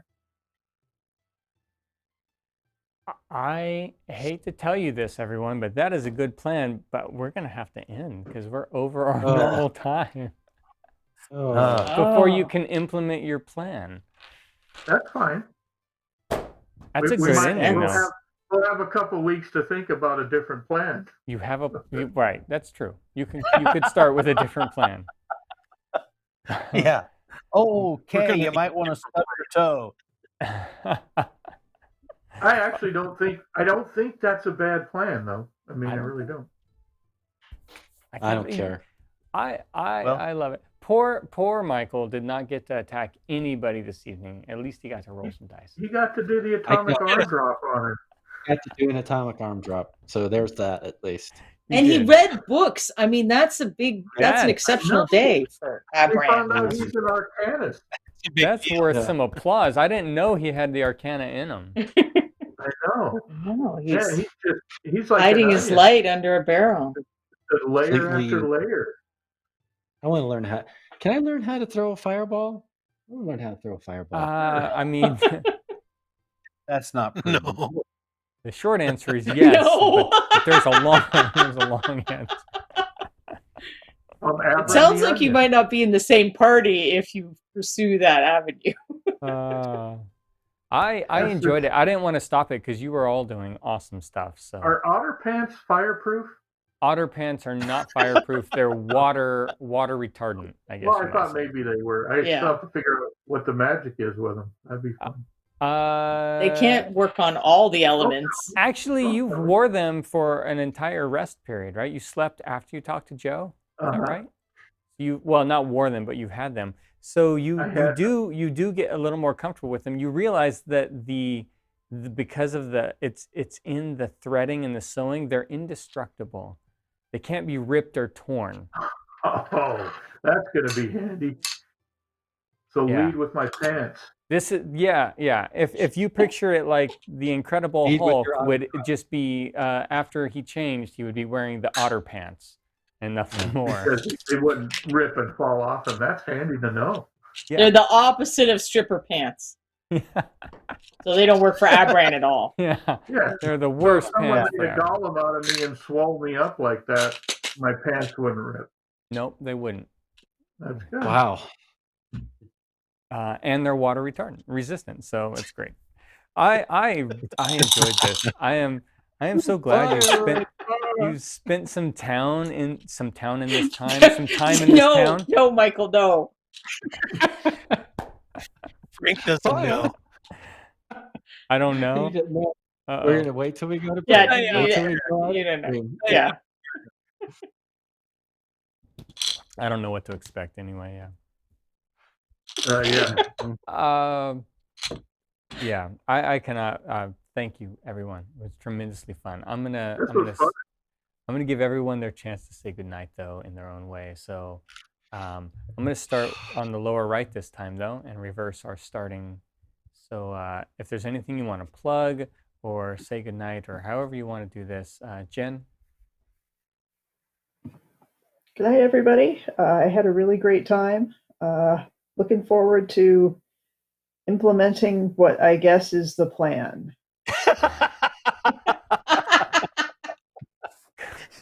Couldn't be said plan. Yeah, air quotes around plan. Point out, I was standing on the steps of the church saying, "I'm not very smart, guys." I did say that. That's fair. Rhonda? The plan. Thanks for hanging out with us, everyone. We had a good time. I hope you did too. Thank you, Frank and Nan and Justin and John. We had lots of assistance today. We did. Thank you very much. It was nice to get to try my new mic out on all of you guys. Yeah, sounds great. It sounded great. Yeah. Michael. Didn't get to kill anybody. No. Not even this thing yet. No. Next week. It ebbs and flows, you know. It does. It does. Not that I didn't have a lot of fun. I had a lot of fun. I saved Kay from falling off the building. You did. That deserves something. So I had a really good time. You were sneaky. I got to be sneaky, and I read books. You read a book. And I read a book, and I had a logger. Crow's Nest on Tuesday. We have a Titan of the Industry guest coming up. Isn't that right, Jason? That's absolutely true. Absolutely true. Mhm. It's super secret. I don't even know who it is. Right, that's true. And it is coming up. It is coming up on Tuesday, 4 On a p.m. Tuesday. Central. Definitely on a Tuesday. On a Tuesday. On a Tuesday. Yeah. When it's that Isn't that going to make Tuesday, it hard to prep? When that Tuesday comes up, it prep will is all be up the to Justin. Tuesday. He's the one that does all the background stuff. Yeah. So, but we'll be on 4 Absolutely. p.m. Central. Yeah. Okay. So thanks again. I had a really good time, Frank. You did a great job. Thank you. Yeah. Jason. I got to drop an elbow. Thanks, Frank. Awesome. Thanks, Ann. Thanks, Justin. Thanks, John. You guys make it so much fun to play. Thanks to my other compadres here. I want to encourage everybody to go check out Reaper Virtual Expo. See how you want to participate. Frank's going to play a big part of it. He's going to run a session of Raeper Errant for us, and he's also going to run a session of the new, more cyberpunk style game for the Reaper people that work at Reaper, the Reaper employees. And so he's going to be prominently featured in at least 2 blocks of entertainment. So definitely check out the classes, check out some of the activities. Reaper Virtual Expo. And Jason, what's the Crow's Nest doing during the RVE? Well, we're actually going to host 2 different panels. We're going to host a painting panel and a sculpting panel. So get your questions ready. We'll have a number of sculptors and a number of painters and people you're familiar with. On screen right now. Yeah, and hopefully some people that you don't get. Oh, I'm on the sculpting panel? Yay! Yeah, some people you don't often get a chance to talk to. Bobby is not on the painting panel. I'm on the Minwax. Well, he's doing 7 minutes on Meadow Green. Yes. It's going to be a fun event for sure. Thank you. Dean. Well, I'd like to thank everybody and, all the usuals, Frank, Ann, Justin, John, had a good time. I'd also like to thank our audience for putting up with our crazy antics. So thank you very much. Oh, it's a gnome funeral. It's a Roman numeral? I'm not sure. Yeah. Thank you, Gene. Bobby. I also want to say thank you very much, you guys. That was super fun. Thanks for putting it on, and thanks to the party. I think what we need to revise our plan probably to include a large pit deeper than 18 feet. That would be my suggestion. But we'll cross that bridge in 2 weeks. You got 2 weeks to figure it out. Yeah. I'll be politicking for the big hole in the ground. You did with that song. I seem to recall. Yeah, I don't have a spell for that. We got 70 people in the village who can help. Anyway, yeah. I just want to say it was super duper fun, and I'll see you guys in 2 weeks. Thank you, Bobby. Thank you, everyone out there. Thank you, as everybody said, to Justin, John, and for being behind the scenes and being camera operator for this stuff. Thank you to all the players. Justin, I'm turning it over to you Oh, well, I am going to say RVE is going to be tons of fun. I'm already looking forward to it. So, and that is, I don't think anyone said the dates. It's 5th through 7th, right? March. S through question mark. Yeah. Oh those are the gosh, dates. this again. And Yes. Question but mark. Justin, it is. I see you've got a raid set up for Wapelius. Yes. Say hi to Wapple for us. Thank you guys for coming out and watching us on this Friday night. As always, thank you to the artist, thank you to Nightheart, thank you to everyone who made this possible. You guys are awesome, and it's a fun and a blast as always. So, but thank you guys again, and we'll see you guys 2 weeks from now. You will not hear me 2 weeks from now, but I look forward to watching you guys from afar. You'll be skiing, won't you? I will be skiing, correct? Tremendous. Actually, I'll be real close to Gene and Proctor. So, all right, guys. Yes, Well, thank you very much, and have a great Bye-bye. night. Give Yeah, everyone a big bye. wave. Bye.